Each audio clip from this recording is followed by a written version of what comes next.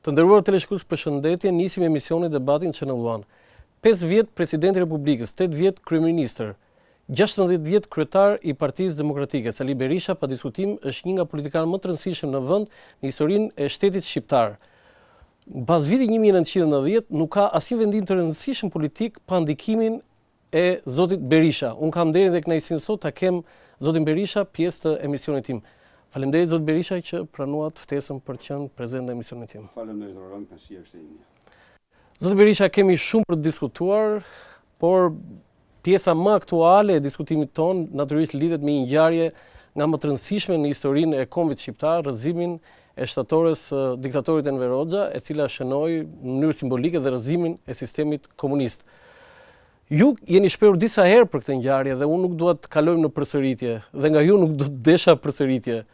Por më ka bërë përshtypje nga ato që ju keni shkruar dhe thënë se rrëzimi i sistemit komunist kishte faktor të brendshëm dhe faktor të jashtëm.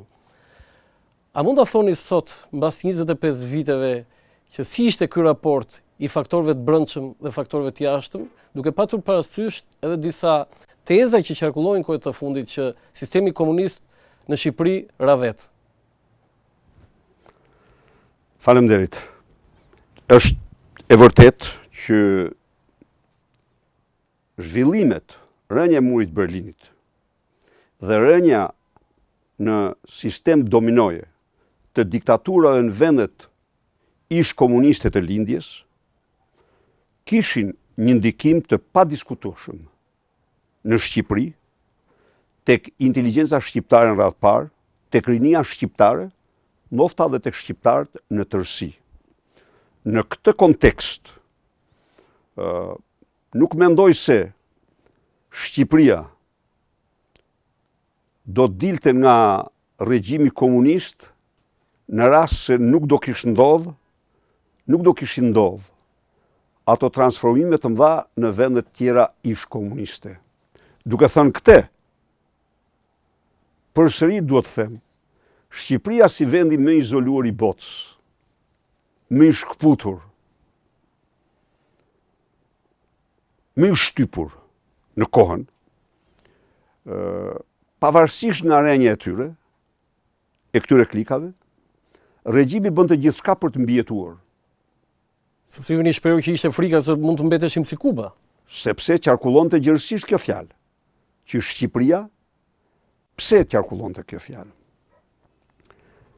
Po të marrë dhe të shohësh ti zhvillimet e vitit 90, përveç ndikimit pozitiv të valve të zërit Amerikës, absolutisht, dhe thirrjeve të herpashershme të papës Gjon Pali i dytë, Shqipëria ishte vendi më i harruar i globit. Pra, për ne të krijoj përshtypja se askush nuk kujtohej. Dhe në qoftë se disidencat ekzistuan në vendet e Europës lindore, Shqipëria ishte vendi me tolerancë zero ndaj disidencës. Në qoftë se në vendet ish komuniste u strukturua një solidaritet midis grupeve disidente, në Shqipëri nuk ekzistonte asnjë lloj lidhje me asnjërin prej grupeve të reja që po lindin dhe kristalizoheshin në vendet ish komuniste. Në qoftë se në këto vende ekzistonte samizdati, samizdat një termi marrë nga rusishtja, do më thënë ishte vetë botimi ta quajmë i materialeve, një shtyp i fshehtë, një shtyp i fshehur, jo zyrtar. Në Shqipëri, për një trakt që në hedhë ndonjëherë, kanë shkuar njerëzit para skuadrës së pushkatimit. Pra, me që jem në këtë moment, specifika më madhore, një më madhoret, e lëvizjes demokratike të viteve 90, sepse ajo erdhi absolutisht tërësisht dhe kryekëput si lëvizje e pastër e shqiptarëve pa ndërhyrje të tjerëve. Pa ndërhyrje direkte të tjerëve. Në qoftë se të gjitha klasat të gjitha grupet politike deri atëhershme kishin patur një impleksje shumë të pafavorshme me interesa dhe vendet të tjera, ky ishte rasti i parë që shqiptarët dilin vetë për lirinë e tyre. Do më thëmë, bie teza e dy korrikut të ambasadave me përkimin e dy korrikut në Kosovë? Jo, inspirimit... absolutisht teza ambasadave, që ishte një ngjarje kulmore në historinë e këtij vendi. A ishte rrëzimi i murit? A ishte absolutisht rrëzimi i murit, por çfarë ndodhi? Ndodhi që me vendosmëri të jashtëzakonshme, Ramiz Alia ja doli të rinortoi murin. Si e rindërtoi? Si e rinortoi fare thjesht. I përcolli herojt. 5.000. Po, ishte herojt vërtet ata. I përcolli me një operacion nëpërmjet OKB-s, Manu Militaru, për shoqërimi i tyre ka qenë ushtarak gjë në porte, kanë qenë me konvoj ushtarak, i nxori ata, filloi reprezaljet masive. Roland, në rrugët e Tiranës, në rrugët e Shqipërisë, çdo grumullim njerëzish, tek stacioni i autobusit, dasmor, njerëz të mortit, të grumulluar, rrieshin dhe goditën shtazrisht nga sambistët dhe policia. Kjo me qëllimin e vetëm që të mos mund të shkojë mendja njerëzve për të futur në ambasada. Pasi ushtroi këtë terror gjatë korrikut, në 17 korrik ai bëri një plenum, që më vjen keq se nuk e ka kap historia sa duhet, e ka nxjerrë po sot, në të cilin thotë që këta nuk kanë qëllim tjetër vetëm të na zhdukin ne komunistëve, të zhdukin partinë, të përmbysin socializmin. Të tillë janë. Dhe natyrisht ndaj njerëzve të tillë mbahej ky qëndrim. Thirri për t'i vënë kuroren rikthimit të perdjes së sekut, takimin me intelektual, në të cilin dështoi në mënyrë ekzemplare. Dhe kjo është e vërteta. Pavarësisht se dështoi, ai vazhdoi në bindjen e tij se do të bënte demokratizimin demokratizim me pikatore, me një qinj dhe me një kec, që tani po t'ja u tregosh njerëzve, qeshin dhe nuk e besojnë, po hapjen më të parë që bëri ai për kooperativat, për fshatarët që vdisnin urije, ishte t'u lejonte një qinj dhe një kec, t'ja u jipte nga tufe e kooperativës, dhe t'i rrisin e dy, po njërin t'ja dorëzonin kooperativës. Kjo ishte hapja e graduar e tij. Zotë Berisha, ju ngacmuat me këtë pjesën e intelektuale në raport me rrëzimin e shtatores, por në atë që ne kemi parë nga pamjet filmike dhe në atë që dim me dëshmi, asnjë intelektual dhe asnjë personazh i njohur nuk ishte në atë aksion, po themi, për rrëzimin e shtatores. Si ka mundësi? Ja, s'është ashtu. Kanë qenë. Kush ka qenë? Po ti shohish filmat, ti shef aty nga Sali Berisha e poshtë. Janë të filmuara. Ju ku keni qenë atë moment? Unë e kisha fjalën të ai aksioni. Nga greva, jo. Në momentin e rrëzimit të shtatores. Në momentin e rrëzimit, unë kam kaluar. Po, kam kaluar para. Po, prit tani, me që e hapim këtë mënyrë. Denverizimi ishte detyra më imperative, më e vështirë e Partisë Demokratike. E vërteta është, të themi realitetin, Ramiz Alia kishte udhëheqjen e vendit, por zot absolut i vendit ishte Enver Hoxha. Dhe Nexhmi Hoxha, Sofo Lazari dhe Ramiz Alia në shumë aspekte duke një kukull në duart e tyre. Nuk mund të them se ishte apo jo, por në këtë mënyrë enverizmi ishte omnipotent, omniprezent. Partia Demokratike, pas themelimit të saj, problemin më absolut kishte de-enverizimi.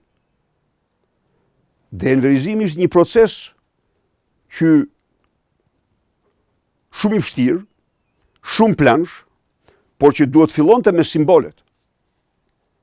Dhe është vendimi i Partisë Demokratike për të filluar de-enverizimin. A kishte vendim Partisë Demokratike për rrëzimin e shtatores?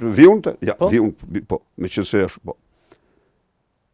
Dega e Partisë Demokratike në Kamz, të themi gjëra se historinë do ta shohim siç është, me Bislim Ahmetin, kryetar, në fillimin e lëvizjes, në ditë e para të shkurtit, fillimin e lëvizjes së grevave që quhen në rënjën e shtatores, dhe në heqjen e emrit, ka vendosur në kërkesat, në 13 kërkesat e studentëve, heqjen e emrit Universitetit Enver Hoxha, në kohë kur ata nuk e kishin atë emër. Nga Universiteti Kamës, në këtë moment, ato ditë, ka qenë data 6, mos gaboj, kemi nisë në Kamës Azem Hajdarin dhe Arben Imamin. Ndërkohë, kam takuar direkt Bislim Ahmetin. Kërkesat ishin 13. 2 ishin politike, për cilat ne nuk do të lëshonim. Azem Hajdari dhe Arben Imami, pasi kanë shkuar dhe kanë pas situatë shumë inkandeshente, studentët e Kamës kishin braktisur tërësisht mësimin, bojkotuar mësimin, se ka student bojkoto, se greva studentëve ishte bojkoti mësimit. Dhe po protestonin.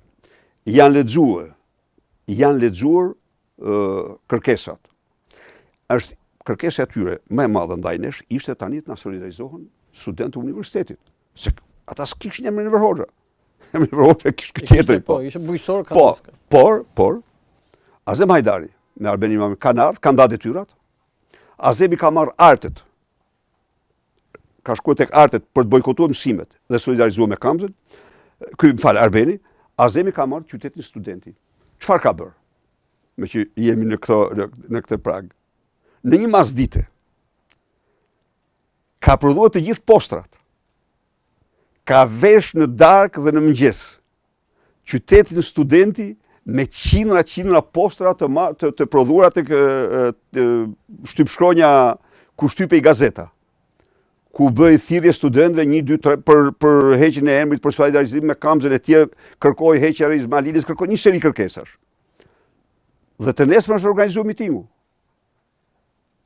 Po në këtë kohë, mos gaboj me datën me datën 9 ose diçka saj natyre. Është bërë aktivi i deks Partisë Demokratike për universitetin në Pallat Kulturës, për të shfallë platformë elektorale. Është firmos peticion për heqjen e emrit. Po në vazhdim, në shtëpinë e Gramos Pashkos, janë formuluar dhe Arben Imami aty, dhe një grup studentësh që ishin të gjithë antarët kryesisë komisionit ishin antarët komisionit nisëtar të Partisë Demokratike. Kanë formuluar kërkesat për studentë të Universitetit Tiranës.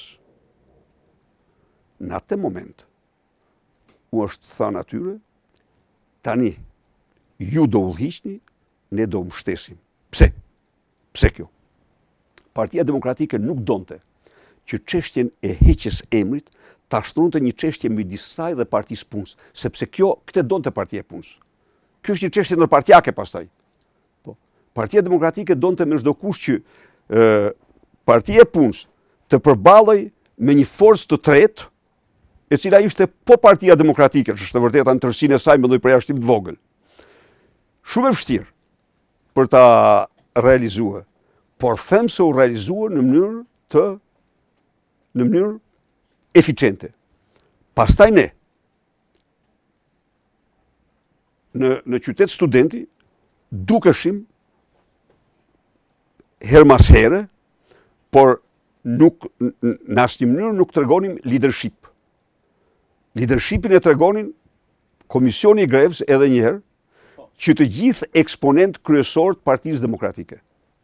Që të gjithë, me emër. Po ti marrish, janë, tani, kjo për emrin. Tani do dalim pak tek shtatorja. A ishte e lidhur shtatorja me kërkesat e studentëve? Jo. Nuk ishte lidhur? Jo, nuk e kemi lidhur.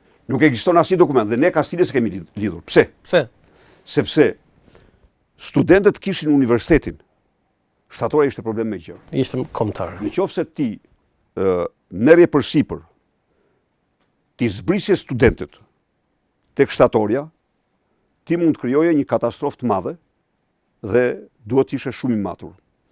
Historia ushtatore është kjo. Nga mezi janarit, i them Azem Hajdarit që ne nuk jemi opozit. Studentët mësojnë në auditore, në klasa, me tekste që kanë kultin e Enver Hoxhës dhe emrin e Enver Hoxhës. Së dyti, ne, çdo mëngjes dhe çdo darkë, kalojmë përbri diktatorit dhe ai na shef Vengër na thot vetëm opozit s'jeni ju. Sepse nuk ishim. Gjersa ai është në kam 7 metra gjatë dhe sundon të gjithë vendin. Është ngrit ka përqafuar nga gëzimi. Atë tha për 3 ditë të heq. Jo, i thashun, nuk hiqet për 3 ditë. Se më shkoi mendja se se çfarë mendojnë atë. Jo, i thashun, ai nuk hiqet për 3 ditë. Ai e ishte. Ai e hiqte, po ashtu e kthenin prap. E kthenin prap. Problemi është se e kthenin prap. Si e kthenin, po domethënë edhe pse rrezoshin e kthenin, e vendosin prap ata. Po se është jo të kthesh dhe kulti ishte absolut, ai ishte zoti i vendit.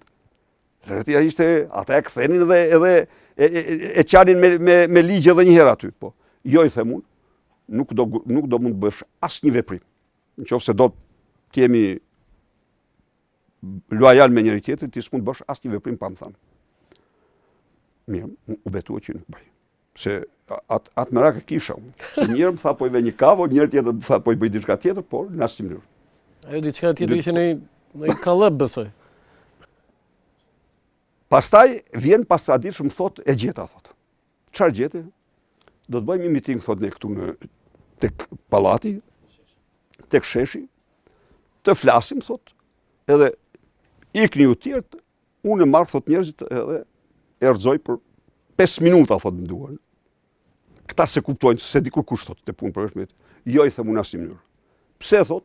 Sepse kjo të krijosh një përleshje midis Partisë Demokratike e Partisë Punës dhe kjo mund të shkojë në konflikt të gjerë civil. Ata mund të kthehen me ndajnesh dhe ne kjo nuk mund të bëhet. Me që jemi po këtu, në datën 16, se i zjente shpirti, nuk i rrinte në vend në asnjë mënyrë, nuk u përmbajt, shkon qytet studentit edhe u thot, u marr një fjalim. U marr një fjalim në cilin pasi thot që emri do hiqet e këto, u thot edhe ai buz dorëzohet, thot. Do ta heqim andaj. U kthye, them pse bëra atë? Se tash që zjente problemi i simboleve zjente kudo, për shembull në Durrës, pas reprezaljeve që bën, nuk hapen lajme se do vinë 3 tragete për të marrë punëtor për në Afrikë të Jugut, edhe vërshoj gjithë Shqipëria aty, ata e në verit ju këthyn pastaj. Aty vran njerëz, bën batërdin, por ata çfarë gjetën në biblioteka veprat e Enver Hoxhës, i grisen, i dogjen, dhe ku patën pllaka që kishte kudo, rruga Enver Hoxha, i bën copa njerëzit. Kështu që kishte një lloj. Sigurisht kishte një gjë të tillë. Dhe ky u thotë që atë shtatore do ta heqim, është i filmuar. Kjo është me zë me figurë. Pse e them unë? E thash që kishte një problem me një tjetër aty. Majt një fjalim ai më tegër, ky u përvesh se një nga ata folësit aty kishte bërë thirrje për gjak, për kështu për ashtu. Dhe ky tani u thotë jo, thotë, ne jemi kundër gjakut, s'kemi punë me gjak, thotë, por thotë këto objektiva. Finalja.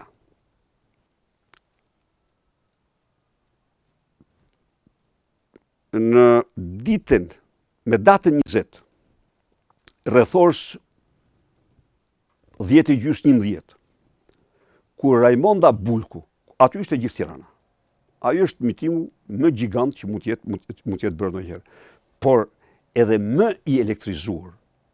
Raimonda Bulku thret nëna dhe motra të shkojmë, mos lam djemt këtu dhe vajzat tona të na vdesin, të shkojmë tek presidiumi i Kuvendit Popullor, të kërkojmë heqjen e emrit dhe lirimin. Dhe janë nisë.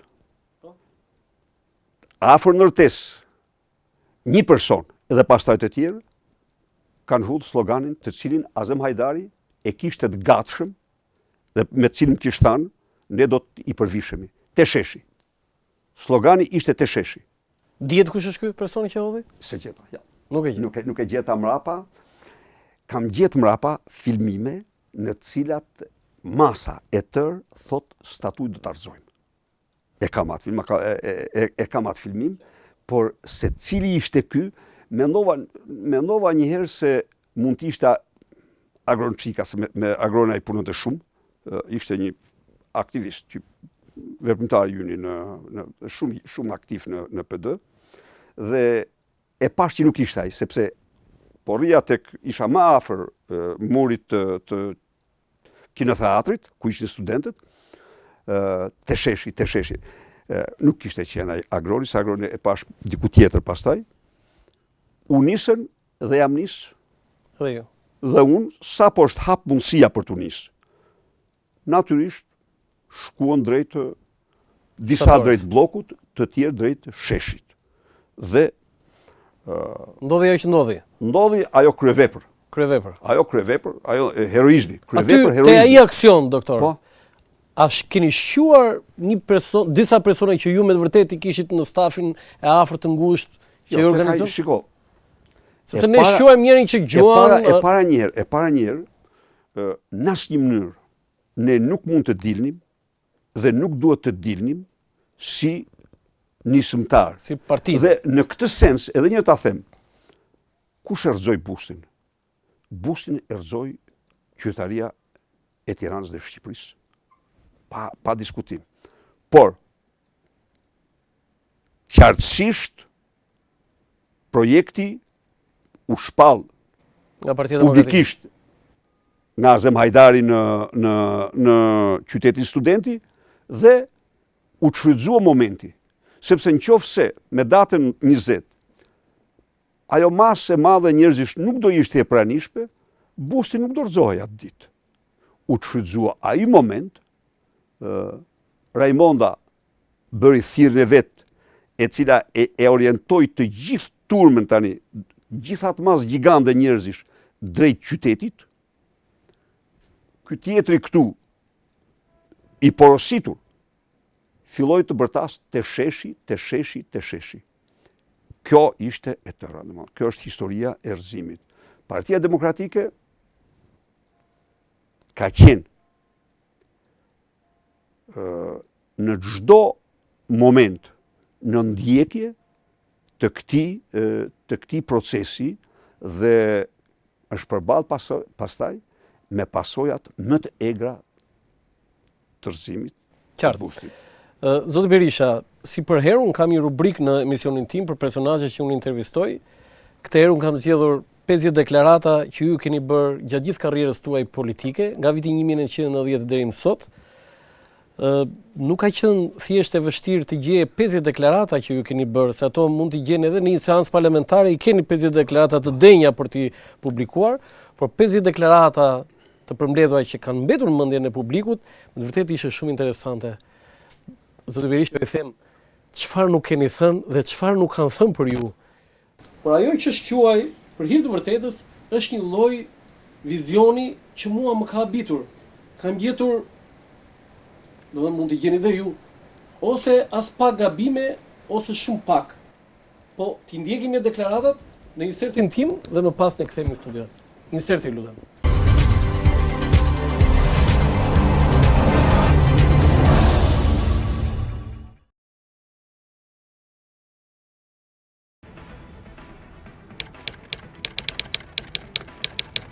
Pesëdhjetë deklaratat më të bujshme që ka bërë Sali Berisha në 25 vjet karrierë politike.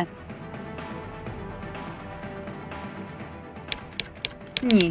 5 janar 1991, antar i Komisionit Nismëtar të Partisë Demokratike, Gazeta Rilindja Demokratike, numri 1. Jemi mbledhur në këtë miting të lirë për të festuar legalizimin e Partisë Demokratike, pra të pluralizmit politik në Shqipëri. Në të vërtet, dimensionet e kësaj feste janë teje të mëdha. Së bashku me ne festojnë vëllezërit e Kosovës son martire, që sakrifikuan aq shumë për nënën Shqipëri. 2.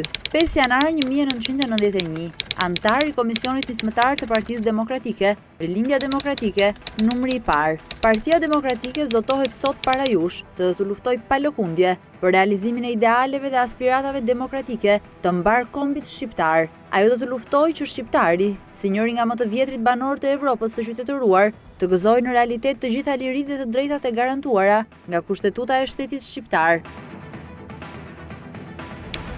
3. 5 janar 1991, antar i Komisionit Nismëtar të Partisë Demokratike, Gazeta Rilindja Demokratike. Burokratët, shumë prej tyre të krimbur prej privilegjeve dhe në verbëri të plot politike, janë të gatshëm që lirinë dhe pavarësinë e vendit ta lidhin me kolltukun e tyre. Ata tani po montojnë strategjinë e tensionit, po shpifin dhe po hartojnë plane të zeza dhe kurthe djallëzore. 4. 12 janar 1991, antar i Komisionit Nismëtar të Partisë Demokratike, intervistë në Radion Zëri i Amerikës. Unë personalisht nuk dua dhe nuk do të mohoj asgjë pozitive që ka arritur Shqipëria gjatë 40 apo 400 vjetëve, por unë nuk mund të pranoj kurrë popullin tim si një popull paralitik që çdo gjë ja kanë dhuruar, ja kanë falur apo krijuar të tjerë. E kundërta është, ky popull ka një gjeni krijuese, ka një gjallëri, ka derdhur lumenj djerse dhe gjaku gjatë historisë së tij, dhjetra apo mijëra vjeçare.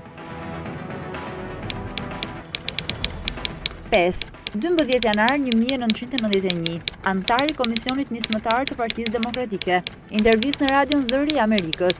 Enver Hoxha udhëhoqi luftën nacional shqiptare, shkëputi Shqipërinë nga Traktati i Varshavës, duke korrigjuar kështu një gabim të madh historik që e kishte renditur vendin tonë në një botë nga e cila kishte parë mjaft të zeza. Në ndrejtimin e tij, Shqipëria shënoi arritje të pamohueshme në shumë fusha, por ai ndërtoi një regjim diktatorial në Shqipëri dhe ishte një diktator. Drejtimi i gabuar që në fillim i çështjes kombëtare, kulti i madh që ngriti më vonë, lufta politike ndaj kundërshtarëve, lufta e klasave, politika izolacioniste që ndoqi, aleancat fatkeqe që zgjodhi janë ndër faktorët kryesor të krizës së madhe ekonomike, politike dhe sociale që përjeton sot Shqipëria.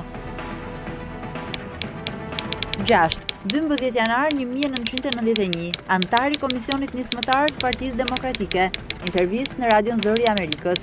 S'mund të jesh kurrë një mjek, po të mos duash njerëzit, dhe sa më thellë futesh në shpirtin e tyre dhe gjerësinë e tij dhe virtytet e njerëzve, aq më shumë i don ata. Kështu që për mua titujt, gradat, ofiqet e çdo rangu kanë qenë hiç gjë në krahasim me hallet dhe dertet e një të muri, të cilat nuk zgjidhen. 7. 11 gusht 1991, kryetari i Partisë Demokratike, intervistë në gazetën Drita. Me anë të terrorit dhe shkatërimeve, komunistët shpresojnë ta bindin popullin se diktatura e Enver Hoxhës është më e mirë se demokracia. Jam i bindur se eksodin e rreth 20.000 shqiptarëve këto ditë gushti 1991 e ka organizuar sigurimi i shtetit. Forcat konservatore po përpiqen të pengojnë proceset demokratike, të dobësojnë vendin dhe me që janë në gramat e vdekjes, të marrin edhe vendin me vete. 8. 9 prill 1992, nga fjala në kuvend gjatë betimit si presidenti i Republikës. Detyra e presidentit në agimin e demokracisë së Shqipërisë është padyshim të jetë e vështirë. Kjo sepse unë zgjidhem sot presidenti i njërit prej vendeve më të varfra të globit, ku në të kaluarën e afërt qindra pleqe fëmijë vdishin nga uria apo sëmundjet e lidhura me të, dhe sot akoma nuk janë të paktë ata që vuajnë nga kjo plag, ku janë të panumërt fëmijët që të zhveshur e të zbathur, të uritur nisen për në shkollë.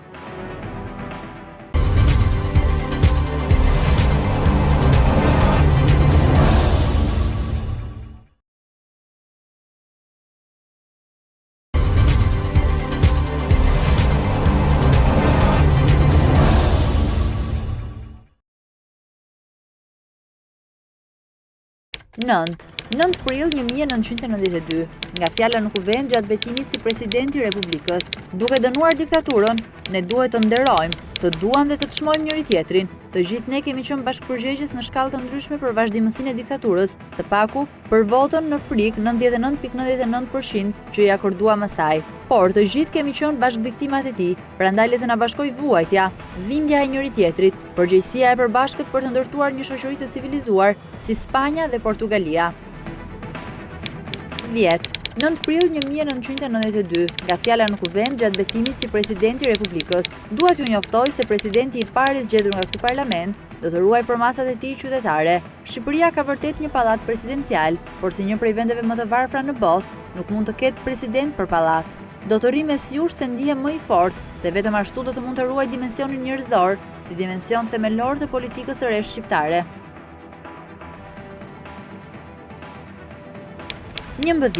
11 prill 1992, presidenti i Republikës intervistur Peç Zogajn në revistën Spektër.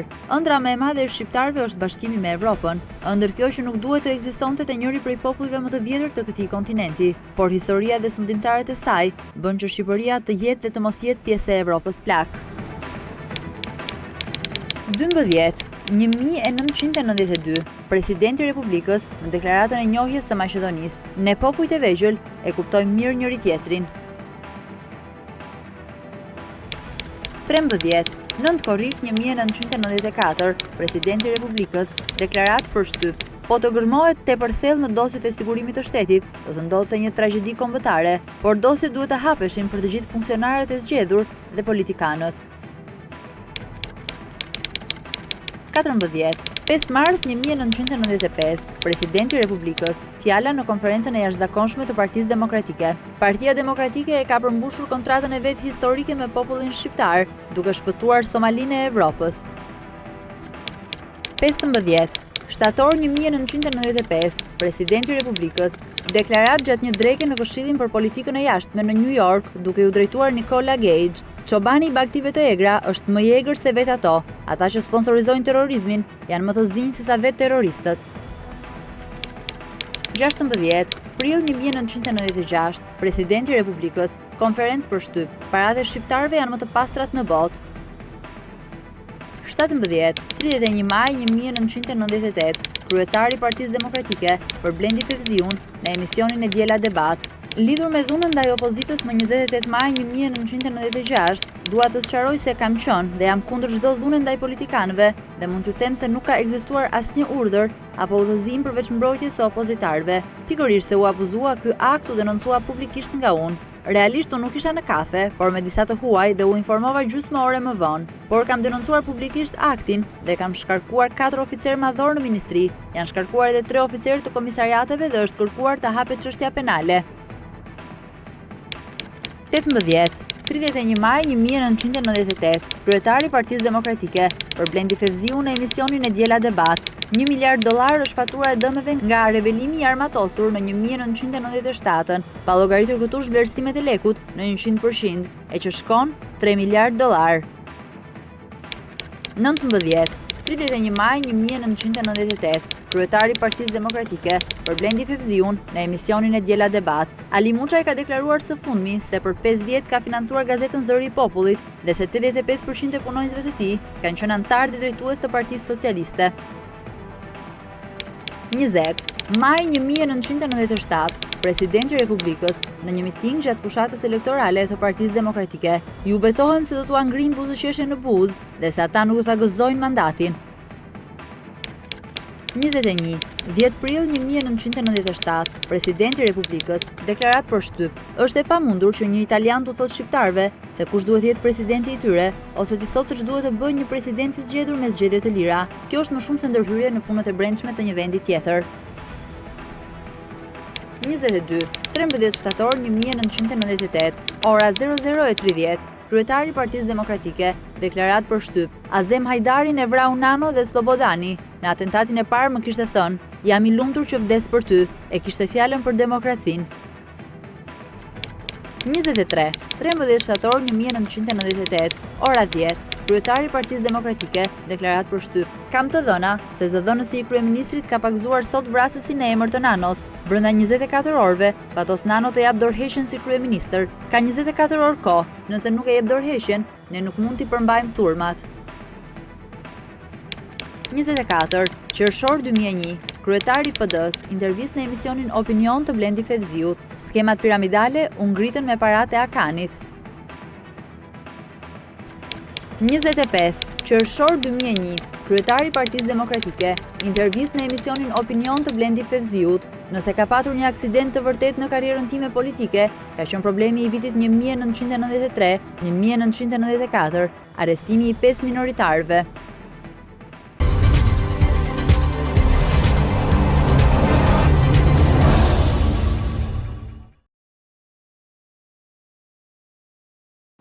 Faleminderit. Zoti Berisha, disa deklarata me të vërtet janë historike.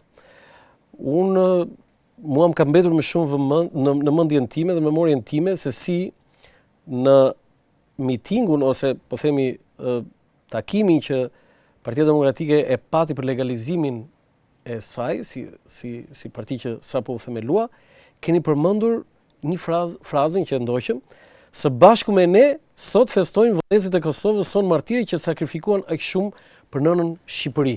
Si ka mundësi, zoti Berisha, që në themelimin e Partisë Demokratike, në atë që ne quajmë pluralizëm, dhe me atë izolim 50 vjeçar, që Shqipëria duhet thënë nuk ishte e iluminuar, ju përmendi Kosovën pikërisht në vitin 90, në dhjetor të vitit 90. Dhe Rilinda Demokratike ka votuar në numrin e parë në 5 janar të vitit 91. Në mënyrë të përsëritur, kam pohuar një gjë që ka qenë data 11 dhjetor kur Besnik Mustafa dhe Kujtim Çashku më thonë tani ne kryejm detyrën, s'kem se shkojmë atë. U krijuan. Unë u them e ka shkruajtur Besniku diku, unë u them që tani filloi kjo. Pse më thonë filloi tani? Jo, i them unë nuk të rriqem. Unë do të qëndroj për 2 arsye. Arsye e parë, unë do të qëndroj për shkak të Kosovës. Tani është koha që ne mund të ndihmojmë Kosovën. Arsye e dytë, të them, unë kam marrë një vendim timin me kohë, jam shumë gjak ftoft, s'më impresionon asgjë, dhe unë i ndihmoj këta për të shmangë. Në gjak derdhje, për të shmangë gjërat të cilat unë jam gjak ftoft, nuk kam ma impresione nga pala tjetër, dhe do që dojë t'i ndihmoj. Këto, e vërteta, këto kanë qenë, s'kanë qenë kur asë një arsye tjetër që unë nuk kalova dhe njëherë në kardiologji. Kishte në një përqindje mundësie që mund të kaloni? Edhe mund të kaloja. Se unë, do më thënë, tani,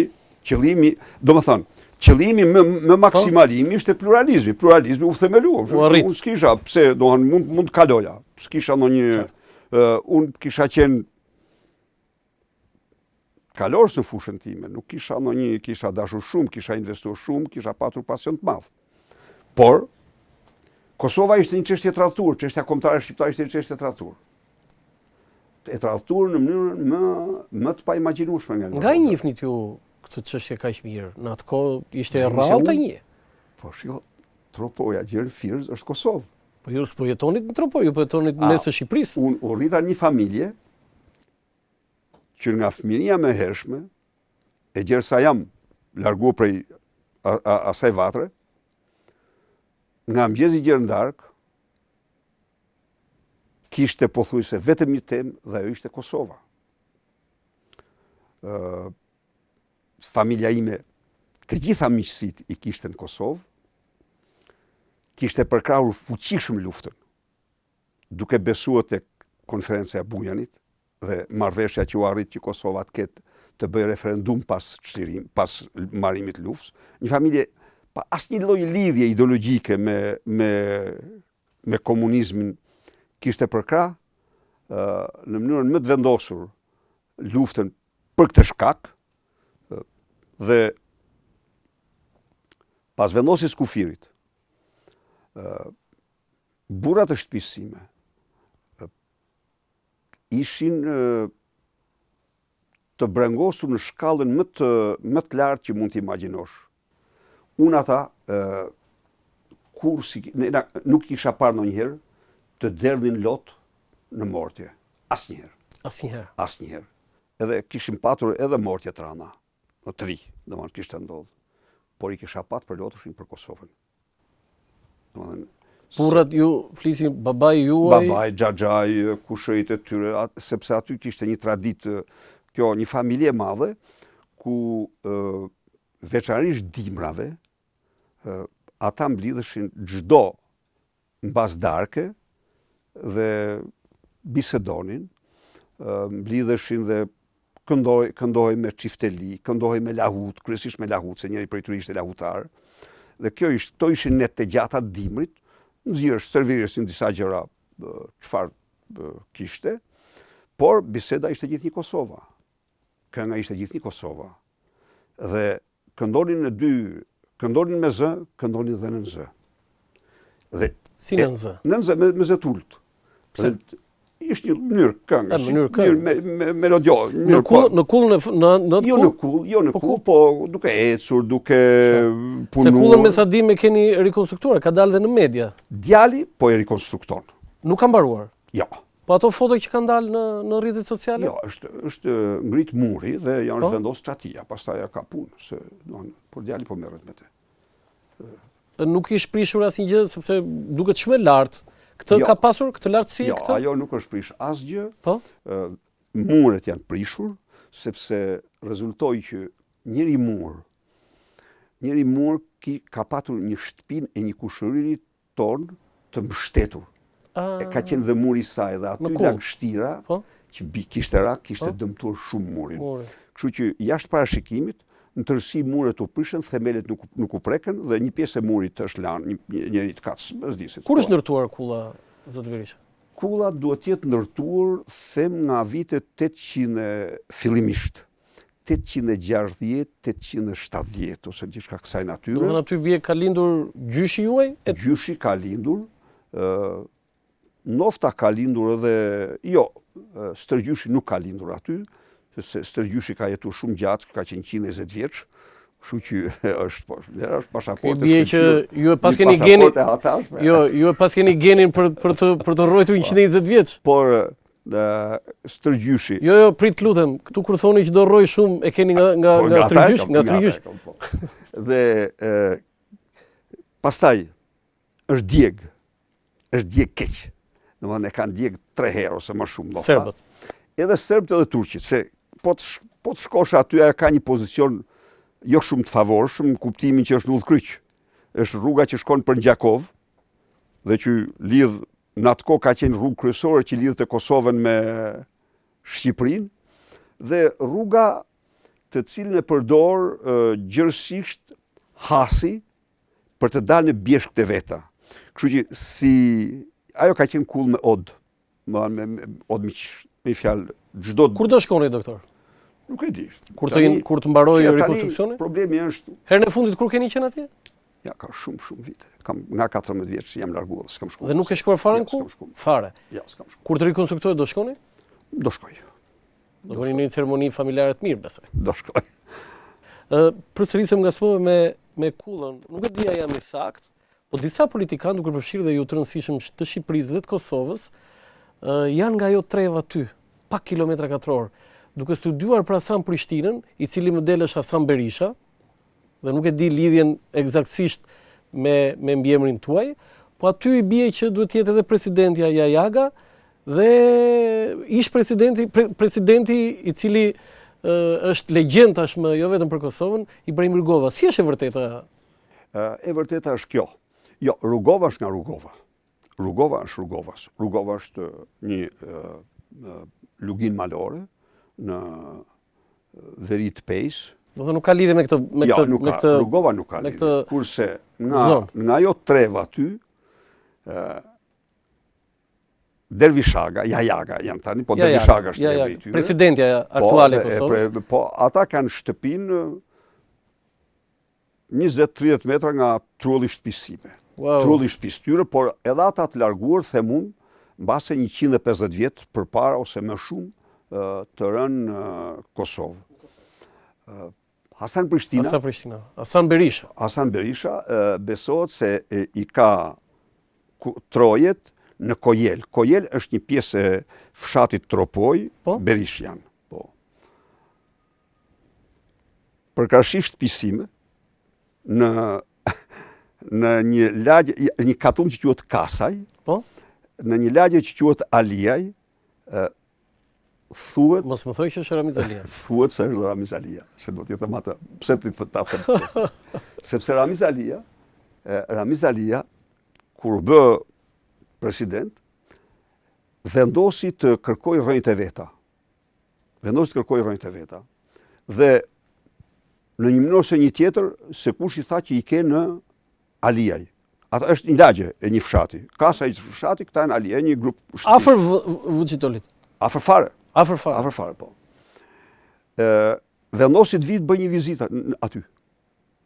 Tani, bëj ai një hetim më të thellë, nuk e di. por ju thanë banorëve që do vi Ramiz Alia do vi të bëjë një vizitë sepse ata kanë qenë në atë lagje. Mas vdekjes Enver Hoxhës kjo. Mas vdekjes Enver Hoxhës, kanë zbrit në Gjakov, në krahinë në afër Gjakov në Rastovic, dhe nga Rastovica kanë rënë në Shkodër. Edhe ata probleme gjaku. Ramizi erdhi në Tropoj, erdhi në fshatin Tropoj, u përgatitë njerëzit ta pristin dhe nuk shkoi. Nuk shkoi se i tha sigurimi, mos shko se kemi të dhëna se mund të bëjnë atentat, në fakt është afër kufirit, po s'kishte absolutisht asnjë rrezik. Dhe jo që shkojnë Kasaj, po shkojnë në të kundërt. Për çku shkojnë Lek Bibaj? Që është drejtimi i kundërt. Shkojnë Lek Bibaj atje bëjnë një takim. Pra, për këtë nuk mund të them me siguri se është apo s'është nga Aliaj, por ai në këtë pretendim jo zyrtarisht e çfaqi dhe nuk e realizoi, nuk shkoi në trojet e veta. Domethënë katër politikanë nga më të rëndësishmit, ju, presidenti Jajaga, një nga kryeministët e Shqipërisë, Hasan Prishtina, edhe pse ka ndëruar 5 ditë, dhe presidenti Ramiz Alia, jeni nga një zonë. Sa kilometra katror? Pak kilometra katror. Nga një zonë, po Ramizi nuk është Berish. Ja. Fshati Kasaj është Kasaj. Janë ju po thoni larg qoftë ishte Berish, po thoni ju. Jo, këta tre janë Berish, këta janë Berish. Këta janë të tre Berish. Hasani po dhe edhe Jaga po. Jaga Berish. Berish. Zoti Berisha, a ju kujtojnë gjë kjo revistë? Vitet 19. E keni pasur në dorë? Nofta e kam pas, nuk e maj mend. Është një nga numrat e parë të revistës Spektër, ka qenë një revistë shumë e dashur për mua në atë kohë, unë e lexoja me shumë qejf dhe kam ruajtur. Kjo mund të jetë intervista juaj e parë si president i Republikës, intervistë realizuar nga Pret Zogaj. 4 pyetje ka bërë, është kursyer shumë Preçi në atë kohë. Nuk e di pse kaq pak presidenti i Republikës të zgjedhur 4 pyetje, unë do kisha bërë 400 po njëherë, po 4 pyetje. Dhe sot kur e lexoj nuk keni bërë asnjë gabim, si ka mundësi? Gabim në kuptimin që mund thoshit edhe në një gaf. Pse jo, po si ka mundësi? E tërë jeta ime, politike flas, ka qenë mbrojtje, qëndrim, ndaj një grushti të vogël parimesh, të cilat jam përpjekur t'i mbaj e të mos lëshoj asnjëherë. Kjo është shkaku i konsekuencës sime. Unë kam qëndruar konsekuent edhe në momentet më të vështira të jetës sime, unë jam përmbajt atyre parimeve duke ruajtur gjaktësinë më maksimale. Po kjo zot Berisha, çfarë ju kujton? Vizitën time në Prishtinë. Në Prishtinë, qytetar nderi i Prishtinës. Unë do doja një fjali shkurt për aksionet e opozitës me që është edhe përvjetori i shtetit Kosovës. Ka një lloj, po themi, stepje në Shqipëri ose një ngurimi që se si duhet t'i quajmë. Është gjë e mirë ajo që po bën opozita në Kosovë? Absolutisht e kam shprehë dhe shpreh në mënyrën më të hapur. Nuk pajtohem kurse si me veprimet e tyre në sallën e parlamentit, në absolute. Opozita me veprimet e veta në sallën e parlamentit harron se i vën kazmën themeleve të një shteti. Opozita ka të gjitha të drejtat të protestojë, kudo, në mënyrën më të fuqishme, nuk ka të drejtë që me bomba gazi të blokoj Parlamentin e Kosovës, të azjesoj Parlamentin e Kosovës. Kjo është e para. Edhe unë këtë e kam shprehur, aty ka një qeveri të zgjedhur në mënyrë legjitime. Marrëveshjen nëse janë të gabuara, kanë shkuar në gjykatë kushtetuese, le shqyrtohen, por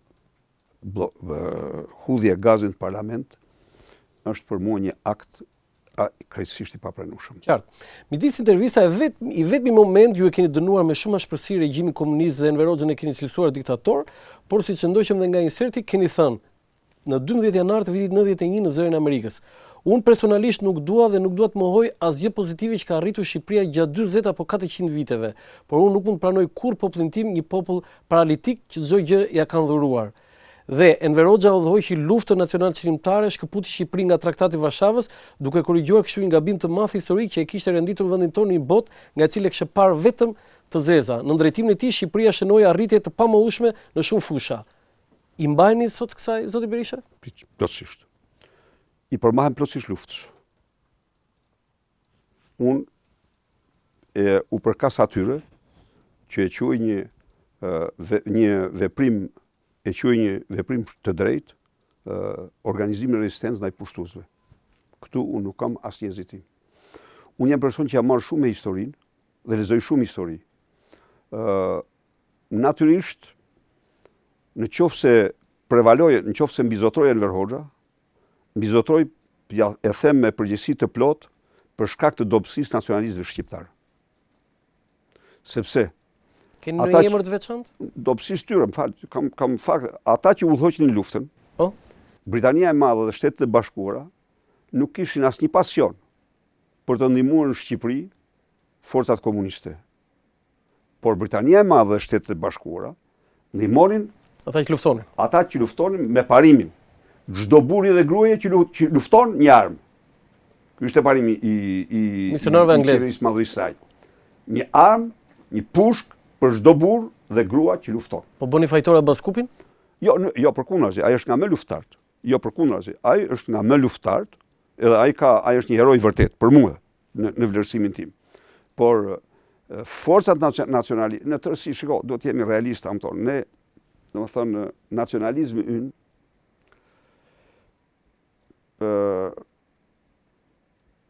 është një nacionalizëm i cili ka patur momentet e veta të shkëlqyera, të lavdishme dhe momentet e rënjes së tij. Nacionalizmi çliroi Kosovën. Nacionalizmi shqiptar çliroi Kosovën. Dhe kjo është nga faqet më të ndritura në historinë e një kombi. Nacionalizmi shqiptar nuk ishte tërësisht i kthjellt në vitet 12. Nacionalizmi shqiptar nuk arriti të marrë flamurin e luftës çlirimtare, megjithëse është i pari që nisi luftën, i pari që shkrepi pushkët, por nuk arriti kur të bëhet flamurmbajtës kryesor i rezistencës shqiptare. Po këto janë se duhet i shohim gjërat në sy siç janë, se pastaj nuk arriti të bëhet flamurtar kryesor dhe për fatin tonë më të zi u bën ata të cilët do i bënin gjë në Shqipërisë, u bën serbt që erdhën, themeluan, por lufta, në qoftë se s'do të jetë lufta çlirimtare, nuk dihet se ç'do ndodhte me Shqipërinë mbrapa.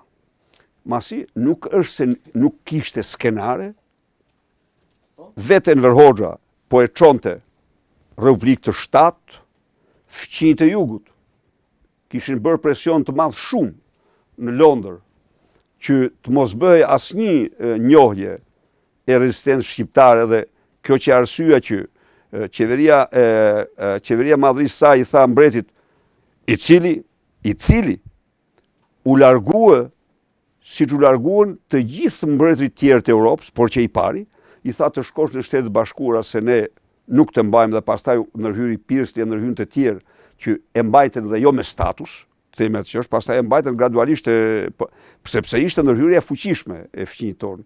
Pra, në këtë drejtim Enver Hoxha kishte të drejtë. Edhe largim nga Traktati i Varshavës? Largim, po, shumë e kemi mirëprit atë. Nuk ka diskutim. Çdo gjë, më fal, domethënë, ne po të kthehemi në atë kohë, problemi madhor ishte Rusia dhe filorusizmi, i cili ishte një armik i shndruar tani në sundimtar të vendit.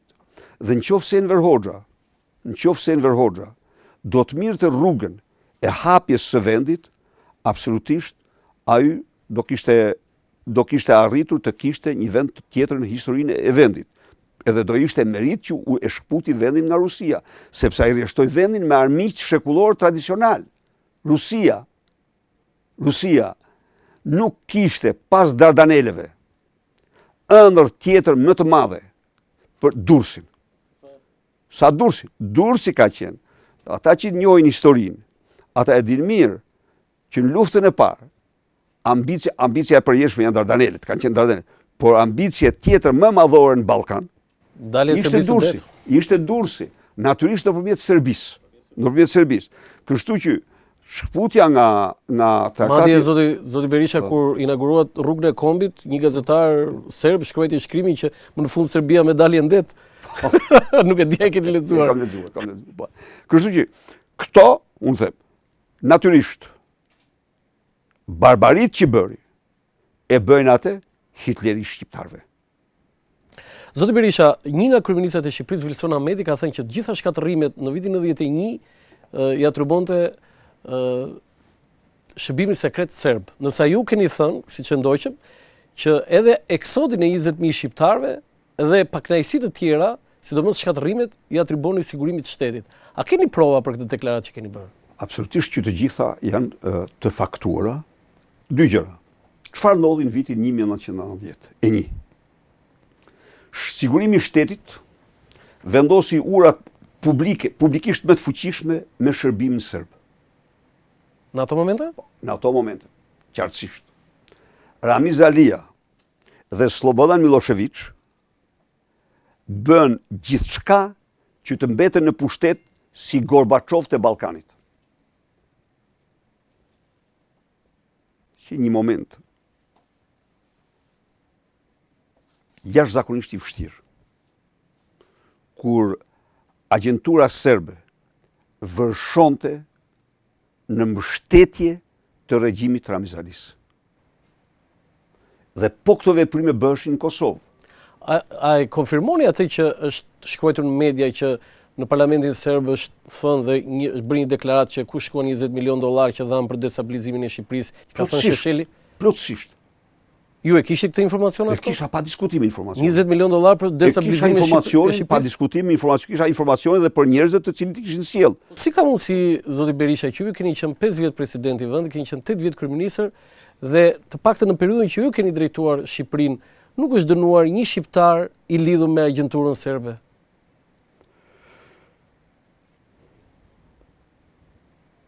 Relative kjo, që nuk është tamam kështu, po ka dhe që janë dënuar. Jo, unë për e të parë jo, ka që janë dënuar. Për e të parë po e dëgjojmë këtë. Ka që janë dënuar. Po do ishte bërë publik. Por jo sa duhet. Sepse veprimet e kryer nga agjentura serbe në para 92-shit i mbuloi agjentura shqiptare. Do të 90-92. 90-92. Fundi 90-92. 90-92. Po? Ato sigurisht Partia Demokratike s'kishte asnjë lloj aksesi. Jo, fuqie, po. E kisha fjalën kur ishte president. Kurse në rast e piramidave, e ke parasysh gjë, informacionet e shërbimit janë informacione dhe provat janë prova. Jo, bravo, nuk kanë fuqi ekzekutive dhe provat janë prova. Po ju thatu dënuar, na e thoni këtë lajm? Jo, janë dënuar për gjatë tjetër, janë dënuar për gjatë tjetër. Do të thonë për agjenturë, për lidhje me agjenturën serbe jo. Për lidhje me agjenturën serbe. Janë dënuar? Janë dënuar. Po mund t'i bëjmë publik, zot Berisha, pse? Tani nuk i bëj publik sepse ka ndonjë interes. Jo, derisa ka pas vendim gjykate, them. Janë dënuar. Janë dënuar. Janë dënuar. Okej, publicitet.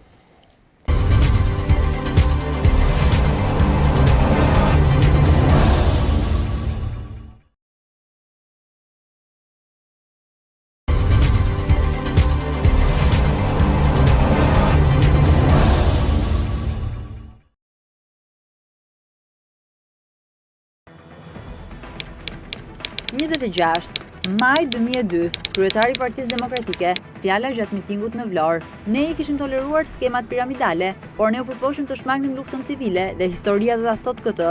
Ne jemi të vetmit që kemi vlerësuar këtë gabim historik, tolerimin e skemave piramidale.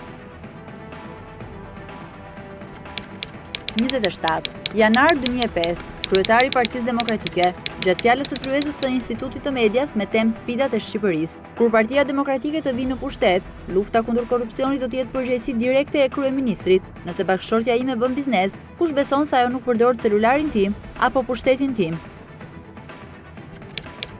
28. 31 mars 2009, kryeministër, intervistë për gazetën kosovare Express. Një sit gjysmë terroriste në Shqipëri dëshironin ta vrisin Ibrahim Rugovën dhe mua në vitin 1991 në Vil. Ekzistojnë dokumente që shqiptarët e Ramiz Alis e organizuan me arsyetimin se po flisnim kundër Enver Hoxhës. 29-31 mars 2009, Kryeministër, intervistë për gazetën kosovare Ekspres. Gjatë gjithë kohës, Miloševiqi e ka pasur një qëllim, ndarjen e Kosovës. Nuk ka menduar kurrë që ta ketë tërë Kosovën. Mendonte në një ndarje që do të ishte shumë e dhimbshme dhe fatale për shqiptarët. Miloševiqi mendoi që në procese sipër do ta realizonte këtë gjë. Ndaj edhe ai, nuk them se nuk e mirëpriti, por as nuk e keqpriti sulmin e shqiptarëve në këtë moment, sepse ai mendonte se Kosova mund të ndahej vetëm me luftë. Për vite të tëra, ai u përpoq me çdo kusht, mobilizoi shumë faktorë ndërkombëtar. Hartat vinin e shkonin. Ai mendoi se nëpërmjet frontit do të mund ta ndante, por e bëri një kalkulim fatal. 31 mars 2009, Kryeministër, intervistë për gazetën kosovare Ekspres. Kur jam takuar me Bushin Plak në korrik të vitit 1992, në takimin e parë ka filluar të flasë për Kosovën, e jo për Shqipërinë. Mori atlasin dhe më tha, më thuaj, si është puna me Kosovën? I shpjegova që Serbia ka synim ndaj Kosovës dhe ky synim është fatal. I thash se duhet të bëhet çdo gjë që ata të mbeten në shtëpitë e tyre. Tutje, Bushi Plak i përcaktoi një kufi Miloševiqit se nëse zbret ushtri në Kosovë, do të përballej me të gjithë bombarduesit përpos nuklearëve. 19 mars 2009, kryetari i Partisë Demokratike, gjatë debatit me Fatos Nanon në emisionin Opinion të Blendi Fevziut, dosjen ta kanë përgatitur miqtë e tu, imunitetin ta kanë hequr miqtë e tu. Më 7 mars 1997 më kërkuan amnistie edhe për Gjolekën, por nuk më kërkuan ta amnistojnë Fatos Nanon. 32.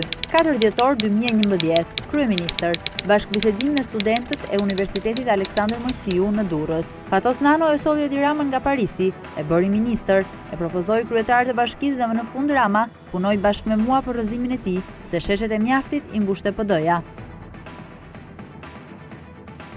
33. 28 dhjetor 2009, Kryeministër, gjatë analizës së 100 ditëve të mandatit të dytë të qeverisë. 100 ditët e para të qeverisë faktuan se koalicioni mes Partisë Demokratike dhe Lëvizjes Socialiste për Integrim mund të ecë edhe 30 vjet të tjerë në timonin e vendit. Mirë funksionimi i këtij koalicioni hodhi poshtë zërat e skeptikëve të cilët mendonin se ky koalicion nuk do të funksiononte.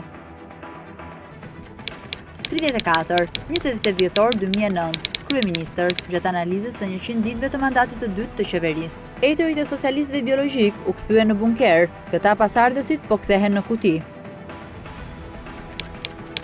35. 2006, Kryeministër, për Blendi Fevziu në emisionin Opinion. Socialistët i bën fushatat elektorale me Bashkim Drizën, ai ishte në çdo platformë gjatë fushatës. Dëmi i para 1997-s nuk ka lidhje me shtetin, ndërsa dëmi i pas 1997-s është i lidhur kryekëput me shtetin. Huamarrja e parave me interes lejohet gjithkund, dhe kjo parashikohej edhe në kodin e punës. 36. Një korrik 2005, kryetari i Partisë Demokratike, intervistë në A1 Televizion për Mustafa Nanon. Ka një moment në memorien time që nuk më shqitet, ajo kur binda familjen time t'i kundërvihem diktaturës. Momenti i dytë është kur kam parë gjëra të pabesueshme, siç ishte rënja e diktaturës. Nuk e prisja kurrë që unë do ta shihja këtë proces. Kjo është e vërteta. Kisha një ide që do të mbeteshim si Kuba, sepse kjo qarkullonte shumë në atë kohë. 37. Një korrik 2005, kryetari i Partisë Demokratike, intervistë në A1 Televizion për Mustafa Nanon. Enver Hoxha, Ramiz Alia dhe Fatos Nano, politikanët shqiptarë më të gëshinj të shekullit të 20. 38. Një korrik 2005, kryetari i Partisë Demokratike, intervistë në A1 Televizion për Mustafa Nanon. Unë do të jem njeriu që do të firmos antarësimin e Shqipërisë në Bashkimin Evropian. 39. Tetor 2005, Kryeministër, në konferencë për shtyp. Ismail Kadare është rilindasi modern i Shqipërisë. 40. 3 prill 2009, Kryeministër, deklarat ditën e antarësimit të Shqipërisë në NATO. U realizua ndoshta aspirata më e madhe e shqiptarëve për të patur të sigurt lirinë, dhe po të kemi parasysh nga nisëm këtë rrugë dhe nivelin të cilën ishim në 1990-1992, kemi realizuar ëndrrën më të madhe të shqiptarëve, sigurinë e lirisë. Ky është edhe fundi i tranzicionit shqiptar. 41. 16 mars 2006, Kryeministër, konferencë shtypi në Kryeministri. Gazetarët jashtë tani, se po t'i lësh këta bëhen banor të Kryeministrisë, por nuk kanë faj këta kur shohin Bashën, që ka pothuajse moshën e tyre. 42. 11 tetor 2010, Kryeministër, për revistën amerikane Forbes. Unë jam influencuar nga Ronald Reagan. Ai ka qenë idhull për mua si një lider që ka luftuar suksesshëm reformat ekonomike. Ai ka qenë presidenti i taksave të ulta. Kështu unë si kryeministër kam vendosur barrën më të ulët fiskale ndërmjet vendeve të tjera të Evropës. 43. Tetor 2002. Kryetari i Partisë Demokratike. Prononcim për median. Në këto momente politika shqiptare është trepolare. 44. 15 tetor 2010. Kryeministër. Prononcim në 66 vjetorin e lindjes. Vitet bëjnë prapa, unë bëj përpara. Kam shumë arsye të falenderoj Zotin dhe bashkëpunëtorët e mi, pasi janë plotësuar pritshmëritë e mia dhe kam arsye të jemi gëzuar. 45. 11 nëntor 2010. Kryeministër. Për Blendi Fevziu në emisionin Opinion. Gjatë këtyre viteve si kryeministër, kam marrë shumë mesazhe, por më të dhimbshme ishin kur më kërkonin t'i ndihmoja për një vizë, sepse djali apo vajza e tyre po vdiste në spitalet e huaja. Shqiptarëve, edhe me dokumente që kishin nga spitali, nuk u jepnin vizë. 46. 9 dhjetor 2010. Kryeministër. Intervistë në emisionin Opinion të Blendi Fevziut. Sekretar partie kam qenë gjithsej absolutisht 3 deri në 5 muaj me sa mbaj mend, nga viti 1978, nga fundi deri në 1979, detyrë nga e cila më shkarkua në mungesë. Për sa i përket asaj që është thënë se kam qenë 25 vjet sekretar partie, është gënjeshtër. 47. 20 nëntor 2012. Kryeministër. Gjatë inaugurimit të statujës së Adem Jasharit në Tiranë. Të gjithë ne që përfaqësojmë territoret etnike shqiptare, jemi të angazhuar për të krijuar atë për të cilën martirët tanë kanë luftuar anë mban vendit, bashkimin e shqiptarëve në tokën tonë. Ëndra e bashkimit është ëndra e vërtet evropiane e vendit. 48. 26 mars 2011. Kryeministër. Fjala gjatë prezantimit të Lulzim Bashës si kandidat për kryetar të Bashkisë së Tiranës.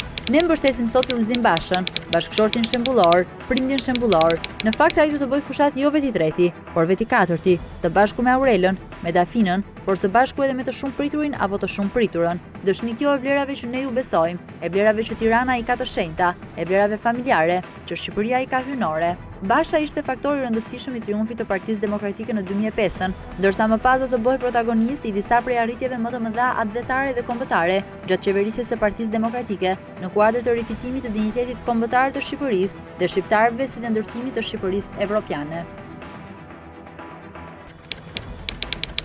49. 26 qershor 2013. Kryeministër. Gjatë fjalës së dorëheqjes si kryetari i Partisë Demokratike, duke marrë gjithë përgjegjësitë që vërtet më takojnë, në një vendim të prerë kam vendosur të jap dorëheqjen nga të gjitha funksionet e mia në forumet e Partisë Demokratike, të jem thjesht njëri prej jush, antar i PD-s dhe deputet i saj. 50. 11 shtator 2015. Deputeti i Partisë Demokratike. Deklarat në kuvend. Unë jam Sali Berisha. Unë ky jam që 25 vjet rresht, por një fakt shumë të thjeshtë se nuk i detyrohem kujt, cili do burri ndershëm në cilin do nivel qoftë ai, horr apo maskara, në çdo nivel qoftë ai. Jam ky që në këtë tokë nuk gjen njeri që thotë që më bëri këtë nder për këtë post. Nuk ka grua të ndershme që thotë që më detyrohet 100 dark. Nuk ka prostitut shtylle që të thotë që i detyrohem 100 dark. Unë ju thash një të vërtetë të madhe. S'ka njeri në botë që të thotë se i detyrohem apo më detyrohet.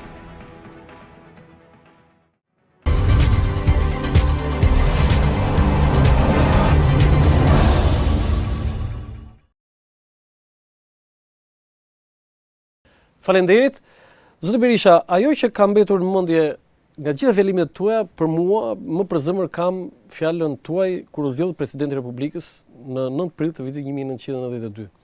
Edhe sot aty gjen më shumë se 10 lajme nga gazetarët, po shpreha që shumica shqiptarë ndoshta ende e marrën mend është fjala bashkëpërgjegjës dhe bashkëviktimat. Sot keni një koment më specifik se sa këto dy tokë fjalësha që nga aspekti gjuhësor me të vërtet janë të gjetur? Po, shoqëria shqiptare nga se përbëhej në vitin 90-92, në ato vite. Përbëhej nga një stres të shtypur, njerëz të shtypur në shkallën ekstreme, të burgosur, të internuar, të ekzekutuar, të torturuar. Përbëhej nga pjesa tjetër. Pjesa tjetër, çfarë kishte brenda?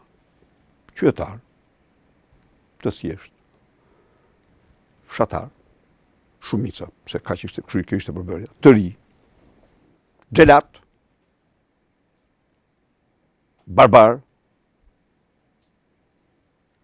njerëz që kishin vrapa gjyqe, njerëz që kishin thyer kocka, njerëz që kishin spionuar vllaun, 100.000 të vogël. vllau motrën, burri gruan, Gruaja burrit. djali babën e vet, që kishin çuar, e kishin pushkatur, e kishin çuar në pushkatim, Pushkatim. etj etj. Ishte kjo? Nuk synoja këtu me bashkëvujtës dhe bashkë fajtor as shtresën e shtypur, ekstreme të burgjeve, as dhe xhelatët. Të gjithë të tjerët, të cilët nuk kishin rezistuar ndaj kësaj barbarie. Sa ishin këta? Kjo ishte shumica dërmuese e shqiptarëve. Merë ti, po marrë vetëm për ta ilustruar këtë. Ngjarja në ambasadave, kjo është më recentja. Ai ishte akti më heroik në historinë e vendit dhe ishte akti më heroik në të gjithë Europën ish-komuniste. Sepse dihet që shtypja në Shqipëri ishte e pakrahasueshme me çdo vend tjetër në Europë. Këta djem tërsi punëtor. Shumë pak intelektual kishte. Kishte, po jo shumë. Në tërsi punëtor, disa prej tyre të përsekutuar kishte midis tyre, vun jetën e tyre në gjoksin e tyre, në shemin e perdeshekut, të kufirit, sepse muret ambasadave ishin kufi, kufi që ruhesh me Kalashnikov, dhe hapen pra për shqiptarët dyert e lirisë. Ata hapen për shqiptarët dyert e lirisë. Ku ishim në tjertë? A u mbushën gjallë rrugë sheshet e Tiranës?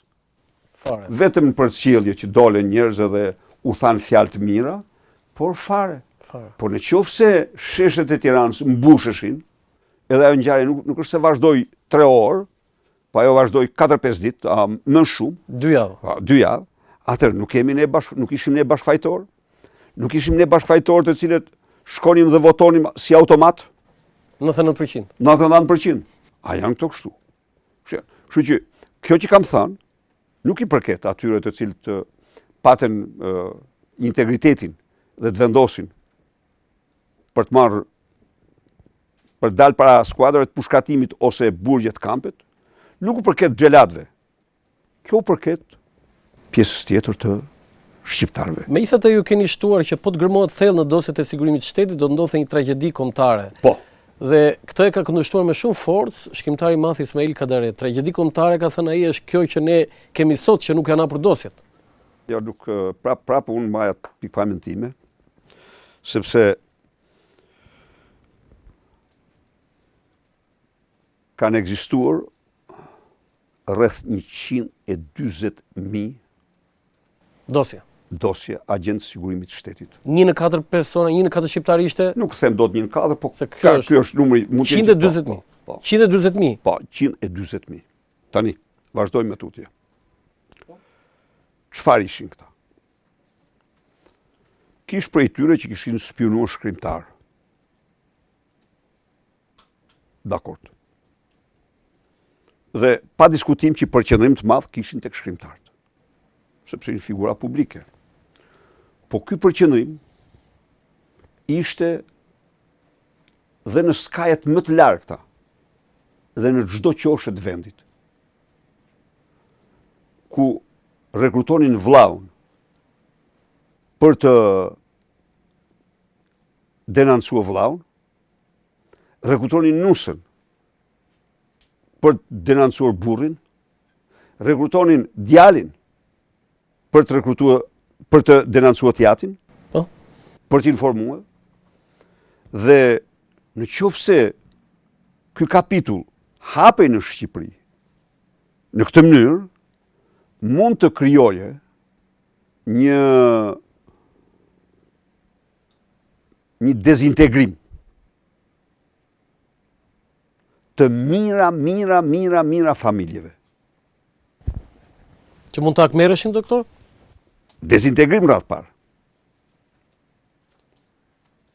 Tani, merë pak dhe shif filmin Eliri Begesh. Për ata që shohin filmin Eliri Begesh, dhe që kjo është një nga familjet më të nderuara, e them, këtu do të thonë familja Begesh, një nga familjet më të nderuara, por ai film ka domethënien më të madhe. Megjithatë, me që jemi këtu, dy gjëra do them. Shqipëria dhe Sali Berisha është vendi i dytë në Europën ish komuniste që bëri ligjin e hapjes dosjeve. Për ata që do garonin në politikë, për ata që do garonin dhe ata që donin t'i shifnin. Dhe ata që donin t'i shifnin vetë, të tyre. 2. Ne u bëm vend i parë në vendet ish komuniste. U bëm vend i parë në vendet ish komuniste. Që votuam, miratuam dhe është në fuqi ligji për dënimin e genocidit komunist dhe krimeve kundër njerëzimit të regjimit komunist. Vetëm 10 vjet më vonë, se shumë lehtë t'i kapërcejmë, vetëm 10 vjet më vonë ka bërë Polonia një ligj të tillë. Në atë kohë, imagjinoti, e majtë e botës kundër meje. Por unë kam majtë të drejtën e vendit tim. Edhe unë e kam mbrojt atë me ndershmëri, edhe duke u thënë secili që hajde, në faktor në qoftë se s'ka qenë genocid, unë t'jap provat, dhe unë dalë pastaj se majta u tërbue. Si e bëri ky ligjin? E bëra ligjin se kishte patur genocid në Shqipëri. Dhe unë zbëra një gjë artificiale, u dënuan 73 vetë. Su dënuan 73 nga 73. Janë me dosje, po, u dënuan. Nuk them se pati gabime në futin e listave të politikanëve të rinj? Pati gabime, problemi është tu. Se ti bëje procese me atë drejtësi që kishte vepruar me atë mekanizëm në emër të popullit të 40 vjeta. Mund përmendëshim politikanë të cilit ju shkele drejta? Jo, nuk kam rast konkret, po nuk... Ka qenë Gramos Ruçi në këtë lista? Nuk them se rast konkret, nuk jam gjendje, por nuk marrë përsi për kur që ato ishin procese në kuptimin e plot të drejta, të domosdoshme. Tani, mrapa kam menduar që nofta do kishte qenë më e drejtë që të kërkonim gjykat ndërkombëtare. E kam menduar disa herë. Shumë interesante kjo. Po. Nuk e menduar atëherë? Jo, se mendova atëherë. Por që ka gabimi. Po, jo, më vonë jam menduar që duke pas se ne dënuam 73, askush s'dënoi. Tani është kthyer Polonia, ka rreth 4-15 vjet Polonia që e ka ligjin dhe mund të ketë dënuar ndonjë, ka dënuar tek tuk ndonjë Çekia, po shumë pak. Ndërkohë kur dosjet janë, ne dënuam 73 vet. Tani thonë se su dënuan për... Ajo ishte drejtësia. Po krime, ata kishin krye monstruoze. Ramizalia kishte firmosur si antar i byros politike për ekzekutimin një ditë para se të zhvillohej gjyqi të 27 intelektualëve të formuar të gjithë në prendim duke përdorur bombën e ambasadës sovjetike. Që Ramizi dukej si më i hapur am këta apo jo. Se ajo në ambasadën sovjetike Ramizi ishte shumë i ri atëherë. Po ishte antar byroja. Antar byroja. Ishte antar byroja ata, sa rapo shifin po. Këto rrethana besoj se Shqipëria bëri veprime shumë të forta, kurse këta janë anulluan të gjitha. Dëm shpërblyen ata që janë dënuar me genocidin. Janë dënuar për genocid se bën kushkur në botë. Këta e kanë bërë. U kanë dhënë paret një nga një. Edi Rama me partinë e tij. Dhe sot miratoi një ligj krejtësisht të pavlerë. Pse i pavlerë? Sepse s'ka lustracionin brenda. Modeli gjerman, po në Gjermani nuk ka qëndruar njëri. Në Gjermani nuk ka qëndruar njëri në pushtet dhe në funksione që ka kryer krime. Si ka mundësi që ju nuk ju hoqët ato gradat dhe tituj që mande diktaturin Rhodes? Kjo është legjendë, kjo është atë të hequra. Jo, na sqaroni se jo, ka paqartësi. Ka rezoluta parlamenti që në vitin 92 i ka të hequra që të gjitha. Ka rezoluta. Duhet sqaruar publiku zot Berisha sepse shumë vetë thonë që ekzistojnë. Tash unë çfarë të bëj? Nuk e ke, do të thonë nuk jo, është thënë shumë herë kjo, por nuk. Zot Berisha, kam një dokument këtu. Lutem regjia mund ta fokusoj, i cili thot, është i prokurorisë, kërkojmë nga Kuvendi Popullor i Republikës së Shqipërisë, datën 14 shtator 1998, heqjen e imunitetit deputetit Sali Ram Berisha, dhënien e lejes për fillimin e procedimit penal dhe arrestimin e tij. Po. A ju kujtohet kjo? Po si është kujtohet? Është kërkesë parlament, se ju nuk shohit parlament. Ma hoqën. Jo, imunitetin po. Jo. Ma hoqën edhe e këtë sepse tha ka kryer krime kundër njerëzimit. Haga s'kishte formua akoma akuzën për Miloševićin. Jo, kjo është për ngjarjet e 14 shtatorit. Aty është dhe genocidi. Jo, s'ka genocid. Tu është vetëm organizimi i kryemitjes armatosur. Ja, kjo është. Po kanë bërë kaq shumë ata të tilla. Njëherë doli, më fal, ti ke shumë të drejtë, se kjo është kërkesë në parlament. Ju nuk jeni në parlament. Para kësaj ka një kërkesë tjetër, ku morën dhe burgosen, nëse u kujtohet. Të gjashtet dhe u kërkua dhe heqja e imunitetit tim, nuk më arrestuan, sigurisht, se ata ishin pa imunitet, u kërkua heqja e imunitetit tim dhe doli Albert Rakipi, doli Albert Rakipi me një, në Tovolin kishte vendosur një shishe Pepsi Cola dhe që ja tha, kjo është prova e helmit që ka përdorur Sali Berisha kundër qytetarëve në Vlorë. Një gazetare pa që ishte Pepsi Cola. Por zotëri tha, kjo është Pepsi Cola, pse për këtë është edhe ja. Kam qenë atë konferencë. Ja, e shef, kjo është. Zoti Berisha, nga gjithë këto deklarata që keni bërë pafund, nuk besoj se ja u kalon njeri në historinë e shtetit shqiptar. As Enver Hoxha, as Ismail Qemali që ka dhënë, jo, në deklarata po them, në intervista që është rekordmen Ismail Qemali që ka dhënë për median e huaj, nuk ja u kalon. A keni kafshuar në njërë buzën? Nuk e thënë që... Mundet, s'ka diskutim. Nuk mund të them se... Mund të kujtojmë sot? Nuk kujtojt, por mundet. Që, nuk kam bërë dhe në një gjë që... Mund të kem thënë në gjë që... Ndoshta për prokurorin e përgjithshëm? A ishte puç, atë nuk e heq. Jo fjalën puç, jo, atë fjalën tjetër. Jo, e bulevardit. Nuk i hequr. Ato mund mos i kisha thënë me atë. Atë po them. Jo, atë kam thënë dhe mbrapa, po ai ishte puça, ai ishte puç i shëmtuar, ai ishte grush shteti, ishte në fakt po ta marrish shumë me radhë. Ishte i katërti grush shteti që bëhej në Shqipëri, pavarësisht se unë çova vetëm tek Noli. Pavarësisht se u çova tek Noli. Pse i katërti? 24 bëri Ramiz Alia, grush shteti bëri Ramiz Alia në 20 shkurt të vitit 91. Ja, grush shteti. Dhe unë e denoncova. Po ky i treti, po i katërt? Ja, ta them ti them tjetër. Dhe unë e denoncova në atë kohë. Po? E denoncova në atë kohë dhe gjithë shtypi BCK, New York Times dhe gjitha tjerat që kreu i opozicës denonson grushtën e shtetit brenda shtetit. Se ka disa lloj grushtë e shtetit, po. Por skenari që u zhvillua sigurisht çdo njeri ju kujtohet në rrugët e Tiranës nga data 21 gjerë me datën 26 shkurt, ishte përpjekja më e shëmtuar për finalizimin total të grushtit shtetit që synonte pa diskutim asgjësimin e Partisë Demokratike, sepse një vendim humor për Këshillin Presidencial, tani që të nxjerrësh ushtrin dhe të vras njerëz rrugëve, të krijosh një komision nismëtar, siç ishte. Komision nismëtar u quajti yni, komision nismëtar u quajti ushtarakëve në shkollën bashkuar.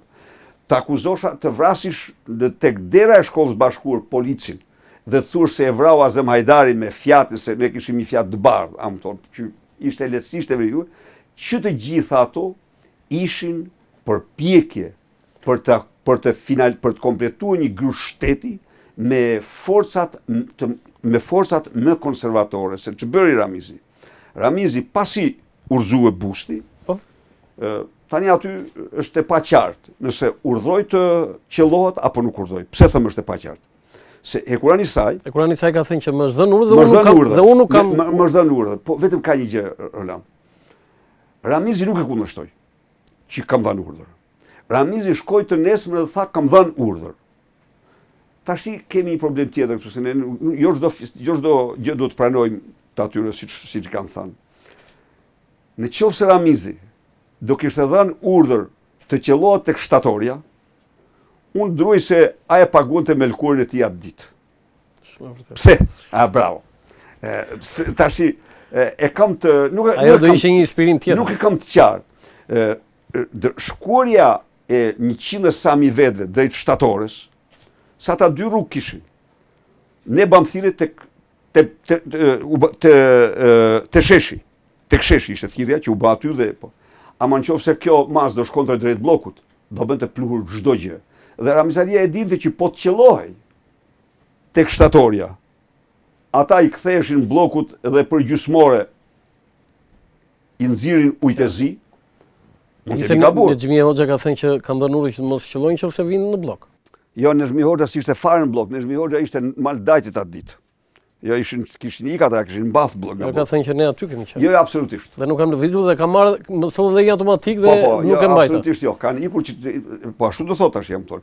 Pra, mund të ketë dhënë urdhër, por meqense nuk u qellue, Ramizalia mizorisht organizoi gjithçka pas datës 21 me shkollën e bashkuar, ku vran njerëz, jo një po disa. Edhe vajzën e vogël një fëmijë në shtëpi 12 vjeç, Olta, 13 vjeç apo 12 vjeç, dhe bëri një seri zinxhirës i cili ndaloi vetëm kur ne e morëm vetës, edhe ne patëm tronditet tona, sigurisht, sepse ishte, domthonë, u shtrua një terror i papar. Njerëzit tani lidhen mas busteve të Enverhoxhës, edhe i tarroqën zvarr, në Borsh, në Vlorë, i futen dinamit kryetarit të PD-s në Vlorë, në Fir, i lidhnin mrapa kamionëve që shetisnin bustin për të thënë që do marrim shpirtin duke u tërhequr. Pra, e gjitha kjo fushat, pastaj ne u organizuam dhe bëm kavajnë post blok. S'kaloj makinë ma. S'kaloj makinë, mos vitë ma makinë Tiranë. Tani ata kishin hallë marrë Tiranë, do të mirë lene. Dibra reagoi në mënyrë shkëlqyer, u tha, ne vim po të vi serbi. Po të ketë ardhur serbi në Tiranë, vin për ndryshe, nuk vin për të luftuar. Po s'ka pari zoti Berisha? Tashi, domethënë, ai mobilizimin e parë ai e bëri në rrethet skrapar përmet Tepelen. E bëri. Po jo se atje nuk ishte njerëz demokratë. Mustafa Nano ka kryer PD-n në Çerovot. Situatë ishin demokratë në atë kohë atje. Po. Në shpërthej një histerie jashtëzakonshme dhe u diskutua që të shpallej Vlora kryeqytet, po, dhe të shtostoi qeveria. Okej. Po të gjitha këto ishin, ose vendosja e bustit, e vendosen bustin. Vendosen bustin në aty ku kishin shtatoren. Morën një bust Allçie, e vendosen. Bënin gjithçka për të sjellë shtatoren e shkollës bashkuar, me një fjalë, një situatë. Kur ne e morëm pastaj situatën në dorë dhe Kavaja u ngrit dhe e bllokoi dhe Elbasani, ne e bllokuam faktikisht. Fushkruj vum post blloqe të tjera, kështu që Tiranën e siguruam. Qartë. Po historira që s'kan pse të Zoti Berisha, si komentoni sot shprehjen që keni thënë, ju betojmë se do t'ja ngrim buzëqeshën në buzë dhe se ata nuk do ta gëzojnë mandatin në fushatën elektorale në 97-ën? Ishte një rebelim. Ishte një rebelim komunist. Jo, unë po themi komentoni frazën tuaj, jo rebelimin. Kjo ka të bëjë. Ishin mandatet marrura me dhunë dhe nuk do ta gëzonin. Do thënë, sot i qëndroni kësaj? Plotësisht, është rebelim. Ajo është marrje e pushtetit. Më falë, se pyete ku është grushti i tretë. I tretë, po? I tretë tek presidenca. Ata erdhën në sulmun, mo. Ata erdhën në 97-ën. Erdhën apo s'erdhën? Në mars. Po. Erdhën, sulmuan me gjitha mjetet, morën atë që meritonin. Po pse sulmuan? Në një kohë ne ishim në bisedime dhe ne po bënim përpjekje për zgjidhje politike. Kush ishte roli presidencës atë ditë? Aty isha unë me të gjithë stafin. Jo, po. Po, ata ishin rojtë oficerët e mi dhe rojtë tjera. Natyrisht presidentës se mirin kur ata. Jo, se mirin kur. Po, ju sollën, qelluan, u azjesuan dhe kaq. Çobani baktive të egra është më i egër se vetë ato. Ata që sponsorizojnë terrorizmin janë më të zinj se sa vetë terroristët. Po, shumë mirë. Qëndron ajo plotësisht. Qëndron ajo Një plotësisht. deklarat që mua, pavarësisht se është e ashpër, mua më pëlqen shumë. Pa diskutim. Qëndron, kjo është e vërteta, më thënë. Publicitet.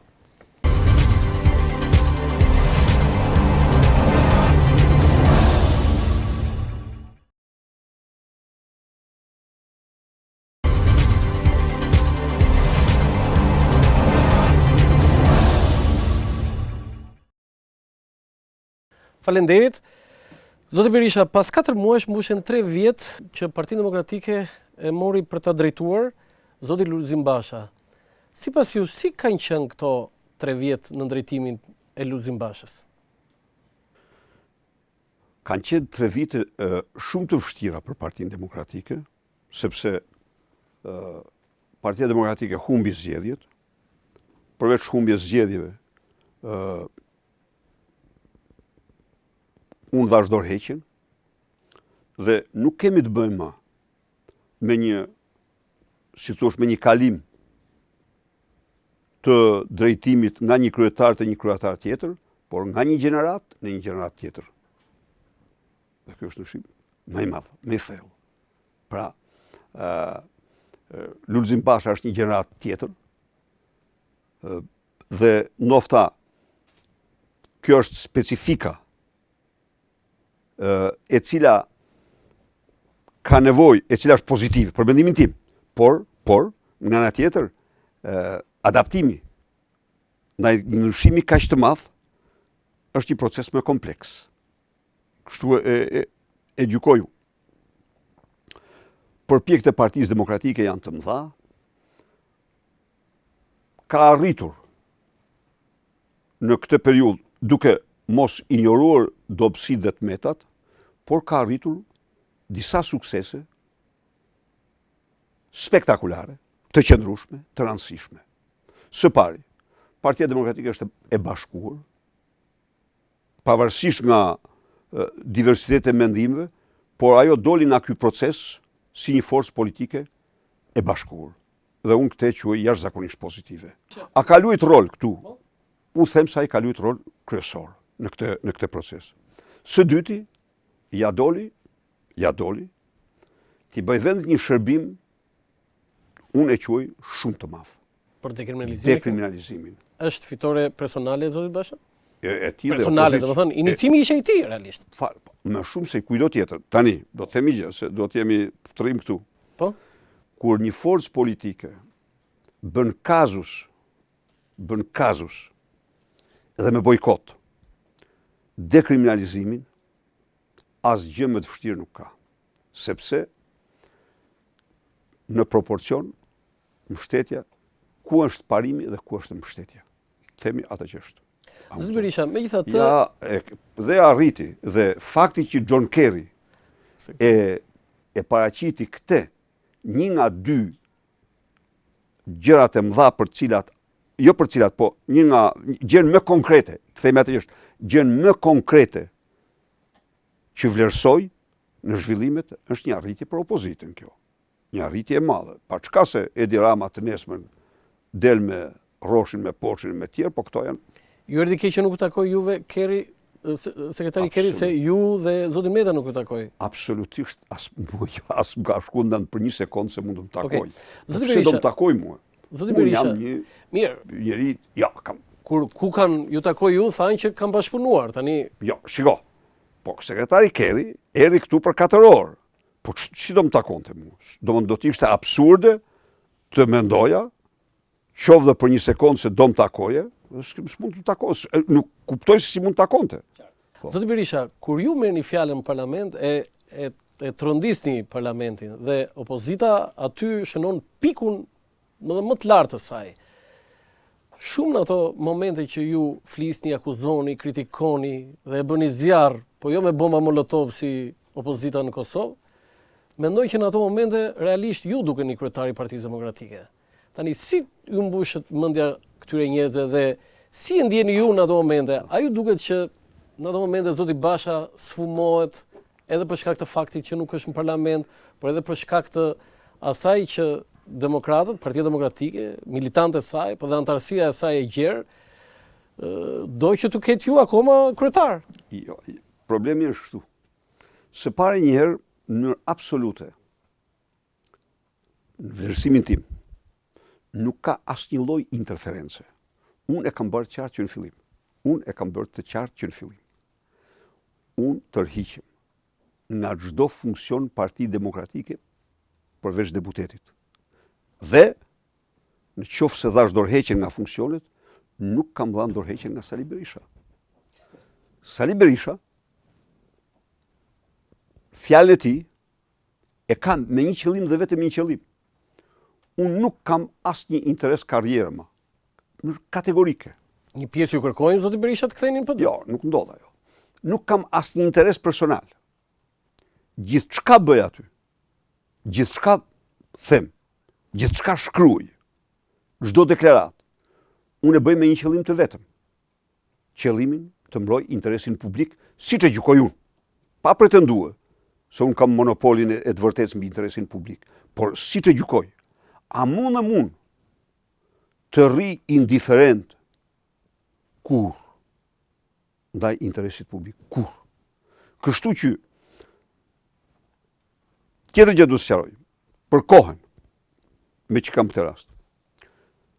Unë shfrytëzoj gjysmën e kohës që më takon si deputet në një seancë. Duhet din çdo njeri se për çdo ligj që diskutohet në seancë, çdo deputet ka 10 minuta kohë. Për çdo marrëveshje që diskutohet në Do të thënë ju se keni kaluar. Jo, prit them ty. Për çdo marrëveshje që diskutohet në parlament, çdo deputet ka të drejtë 20 minuta. Tani, a ka të i kalim kohë? Të i kalim kohë në një herë, në diskutim mirë? Ka, nuk e them. Por kjo ndodh prora aty, se të parë që e thyn këtë rregull janë ministrat. Janë ministrat. E dyta, aty është vu një rregull që kur flet kryetari i mazhorancës, do të flasë dhe kryetari i grupit ton ose një deleguar nga grupi. Ndaj dhe në kohën time, unë flas në kohën time, por çfarë ndodh me parlamentin? Ata e urrejnë parlamentin. Edi Rama. Edi Rama urrejnë parlamentin. Edi Rama e drejton Ilir Meta. Po nuk ka rëndësi. Ja njifi si mirënjohje zot Meta që një minutë, lutem. Edi Rama, qofse ke vure, ai bën një fushat hapur publike kundër parlamentit. Kjo është e vërtetë, kudo. E si e majtë e ejtja zez, kur thotë nga Bibla e premtja zez, ta marrë të ejtën zez. Ose të gjitha këto. Pse? Sepse ai atë ballafaqimi me të themi të zezat e tij që bën e tërbon në parlament. Kurse unë jam aty për t'i thënë ato. Pse do shkojnë në parlament ndryshe? Unë numroj ato. Tani, a eklipson kjo Lulzim Bashën? Kjo është një absolutisht nonsens. Ata që pretendojnë që Sali Berisha të mos jetë Sali Berisha, ata gabojnë shumë rënd dhe tregojnë një arsyetim absolutisht që bien në kundërshtim flagrant me çdo standard të lirisë së shprehjes dhe të qëndrimeve. Çdo standard. Një antar e Partisë Demokratike mori vesh rastësisht që unë po vija këtu dhe për shkak edhe të njerëzve me cilë dhe tha, ka mundësi ti bësh një pyetje zotit Berisha? Po, i thash, dhe tha, a ka nevojë Partia Demokratike për një bemblush? Ashtu të pyeti? Fiks fare. Nuk dua të janë nxjerrin, po do thënë ajo e shikon dhe do me që po më pyet, po i përgjigjem asaj me shumë respekt. Larg dhe sa më larg një Ciprasi, një njeriu që imiton Ciprasin, se s'është as Cipras, Cipras është vend i Mars, është karizmatik, kurse ky njeri që shpall një platformë pothuajt ekstremit majt, dhe që mund të them që Partia Demokratike ka fat që nuk ka një si ai. Çfarë noti vini Lulzim Bashës, sekretari i Partisë Demokratike? Ju jeni mësuesi ti? Jo, unë jam njëri... Duke qenë se keni qenë dhe pedagog. Shiko, si është problemi. Raportet mia do t'i saktësoj. Në mënyrë absolute, ose qëndrimi im dhe raporti im me të shky, po më pyeti, atë që them ja di. Ju ka pyetur? Pyet, pa diskut pyet. Po s'me pyeti, në absolute, nuk i them kur pse s'me pyete. Pse? Unë jam Sali Berisha. Unë jam Sali Berisha. Unë, pavarësisht nga çdo gjë tjetër, duhet të mbetem Sali Berisha. Partinë Demokratike ka Lulzim Basha. Partia Demokratike udhëhiqet nga Lulzim Basha, organizohet, motivohet, frymëzohet nga Lulzim Basha. A i përshtaten Partisë Demokratike këto? Shpresoj se po, masi i përshtaten interesit publik të gjerë. Por unë betejnë kryesore e kam me Edi Ramën, e kam me Ilir Metën, e kam me qeverin. Kujtësi, ai që është i pa interesuar, i pari që është i pa, a e ke vureti? E tha Edi Rama. Na del në gjumë, tha. Nuk e tha shumë këte. A është e vërtet kjo? E tha në Vlorë. Na del me snat në ëndër, tha. Atëherë, Zoti Berisha, unë atë qëllim kam, s'kam qëllim tjetër, pse të them... Zoti Berisha, Shqipëria ka pasur dhe ka 9 president dhe 33 kryeministra. Këtë veçoni për mirë dhe për keq nga presidentët dhe nga kryeministrat? Nga kryeministrat do të vlerësoja sigurisht të parin, Ismail Kemalin, pa diskutim, por nga kryeministrat për mua shumë të mirë kanë qenë Sulejman Delvina, të cilin nuk kam vlerësimin më të lartë, sepse ai I vetmi kryeministri që ka bërë luftë. Ai edhe luftë, por bëri më shumë diplomaci, edhe luftë dhe diplomaci bëri edhe luftë dhe diplomaci, dhe në fakt ai me Ahmet Zogun janë autorët e rivendosjes pavarësisë, sepse ne nuk e di, njerëzit se kanë të qartë se pavarësia nga gjysmë e dytë vitit 13 iku ajo, vetë shqiptarët e shkelmun, janë radhë parë dhe tjerët e shfrytzuan atë, dhe këta dy burra e rivendosen pavarësinë, e rivendosen në ato kufi që ishin përcaktuar në 13-ën, në konferencën e Londrës, e vendosen me guxim të madh, me diplomaci të madhe, sepse kur edhe në pushtet prap në të katër anë territori nuk ishte në kontrollin e shqiptarëve, kishte një qeveri që donte me çdo kusht ta shtronte në protektorat të Italisë, qeveria e Durrësit, e tjerë me radhë. Sulejman Delvina, domethënë. Sulejman Delvina është për mendimin tim. Dhe nuk ishte dhënë ajo që meritoni histori për i vërtetës. Ne u përpoqëm në fakt, jam dakord me ty. Varrin e ka në Delvin. Jo, varri mirë, në Delvin për varrin nuk kam kundërshtim, por ne u përpoqëm. Ne ridimensionuam Kongresin e Lushjes, i cili për shkak të Ahmet Zogut si eksponent kryesor ishte qyshkos si ngjarje. Shumë vërtet. Ishte qyshkos. Ne bëm përpjekje shumë serioze për t'i dhënë vendin e merituar Sulejman Delvins, i cili mbetet. Sulejman Delvina ishte një diplomat, domethënë, njeriu që përdori diplomacinë në interes të vendit dhe me sukses. Dhe jashtë klaneve, duke qenë dhe i vetë. Jashtë klaneve. Ai arritën në diplomacisë të nxjerri grekt nga Korça dhe Gjirokastra, arritën në diplomacisë t'i përzër dhe luftës, se ai nuk doli vetë. Domethënë, ka një ngjashmëri. Luftën e Vlorës ai e bëri. Po luftën e Vlorës ai e bëri. Luftën e Vlorës ai pati ministër, Spiro Kolekën. Spiro Koleka ishte ministri i tij ngarkuar për luftën e Vlorës. Dhe komandanti është një faqe e ndritur e historisë tonë kombëtare. Jo, po e vetëm qeveri që ka bërë luftë. Po, pastaj qeveria ka bërë luftë. Bëri luftë të efektshme. Kështu që besoj se ai ishte kryeministri, kurse Po president? Shtetin e ndërtoi Ahmet Zogu. Po si president? Shtetin e ndërtoi Ahmet Zogu. Ahmet Zogu si president, ato vlerësoni. Ahmet Zogu. Shtetin e ndërtoi Ahmet Zogu. Zoti Berisha, pavarësisht nga anë të por ai ndërtoi shtet, e ke parasysh një gjë, në një shoqëri post-otomane, ose po thuj otomane, në një shoqëri kryekput rurale, po thuj apo edhe ishuj qytetet, ai ndërtoi bëri gjithçka për ndërtuar një shtet perëndimor. Cili do që studion historinë, ajo që të manit më shumë tek beu i matit, familje Berishin ata, ishte orientimi i tij pro-perëndimor. Pro-perëndimor, ai bëri gjithçka që Shqipëria, e cila kishte jetuar 5 shekuj në pranorinë osmane, të merrte orientimin perëndimor, vokacionin e saj perëndimor.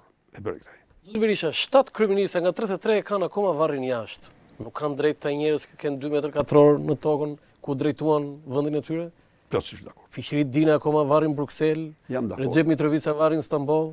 E kanë të drejtë edhe qeverit. Ne në fakt filluam një proces, por ne filluam procesin për të rikthyer Ali Pashën, kokën. Për fat keq autoritetet turke dëshmuan një mendësi osmane që nuk e lejuan, prenorake që nuk e lejuan. Ngarkuam një komision për të gjetur varrin e të bashkëshortes Ismail Qemalit. Kleoniqit në Kleoniqit në thonë se nuk u gjet, u raportua nuk u gjet. Ndërkohë ka edhe dishmitar dhe gazetar që thonë se dihet se ku është dhe e kam parë. Jo, është e vërtet që është kjo një gazetar që ka punuar në ambasadë, ka qenë te varri Kleoniqit. Po, ja, kështu që në fakt këto përpjekje duhet vazhdojnë dhe ne duhet të rikthejmë ata, siç rikthyem mbretin, që ishte një akt shumë i drejtë, i vonuar po i drejtë. I drejtë po i vonuar, edhe ato historia në këtë mënyrë plotësohet. Unë kuptoj që ka prej tyre që kanë bërë gabime, por historia duhet studiohet gjithnjë në raport me kohën. Në raport me kohën. Më ngeli pa bërë një pyetje, si president keni drejtuar një mbledhje qeverie me zotin Meksi? Një apo dy. Një. Po. Zoti Meksi ka thënë një. A mund ta sillni këtë moment se një president drejton mbledhje qeverisë, në fakt nuk ka ndodhur ndonjëherë në historinë e Shqipërisë. Mund të kem drejtuar nofta mbledhjen e 80% se hoqa me dekret. Kisha fuqi ekzekutive. Si president, unë isha me fuqi ekzekutive. Atëherë pse drejtohet vetëm një mbledhje? Sepse doja të ruaja karakterin parlamentar të Republikës. Por kur u zgjodha unë president, absolutisht jo me nxitjen time, kategorikisht, morë dhe vunë prerogativen kushtetuese sipas cilës presidenti mund të kryesojë mbledhjet e qeverisë. Çka ishte, ajo është prerogativë presidenciale. Kam kryesuar mbledhjen e qeverisë, në mos gabohem, tek letrat me vlerë, o privatizimi, ose në një nga këto raste, në tërësi kam ndjek punën e qeverisë, pa diskutim me shumë, sepse ishin vendime shumë të vështira. Merrti vendimin e liberalizimit të çmimit bukës nga 26 në 400 lekë. Ai ishte një ferrike stratosferike dhe duhet të mirë vendimet. Por qeveria ka funksionuar dhe besoj se në vlerësimin tim Aleksandr Meksi për kohën që ishte kryeministri pa diskutim me para se ti, po ishte kryeministër shumë i mirë. Dhe pyetja e fundit, në fjalimin që mbatet në 25 vjetorin e themelimit PD-s, fjala juaj që mbeti më shumë në memorien e dëgjuesve, unë isha edhe vetë në sallë, sigur edhe një të mbetet, unë do jep njëri për jush. Po, normal. Nuk ka, jam demokratu. Isha, pata shansë historik. Pse ju kthyet Hugojt? Pse ju referuat Viktor Hugojt? Ju referova Hugojt, se është një varg i famshëm i tij, dhe desha t'u them që në çdo vështirësi unë jam me ju, se jam, nuk mund të them që s'jam me ta. Kjo është e gjithë puna. Me atë unë përpiqem nga mjesë ndark të mbroj interesin publik, por shpresoj dhe besoj se ky është dhe interesi i PD-s. Natyrisht, absolutisht, interesi i parë është publiku për mua. Zoti Berisha, ishte kënaqësi që për rreth 2 orë ndam bashkë këtë intervistë. U mundova që të ishte një intervistë ndryshe, nuk e di për publikun e kemi arritur. Faleminderit shumë. Të falenderoj. Të nderuar teleshikues, ky është emisioni im për sot, nesër në orën 13:00 ritransmetim nga ura Lënçafoku. Mirupafshim. Të falenderoj. Faleminderit.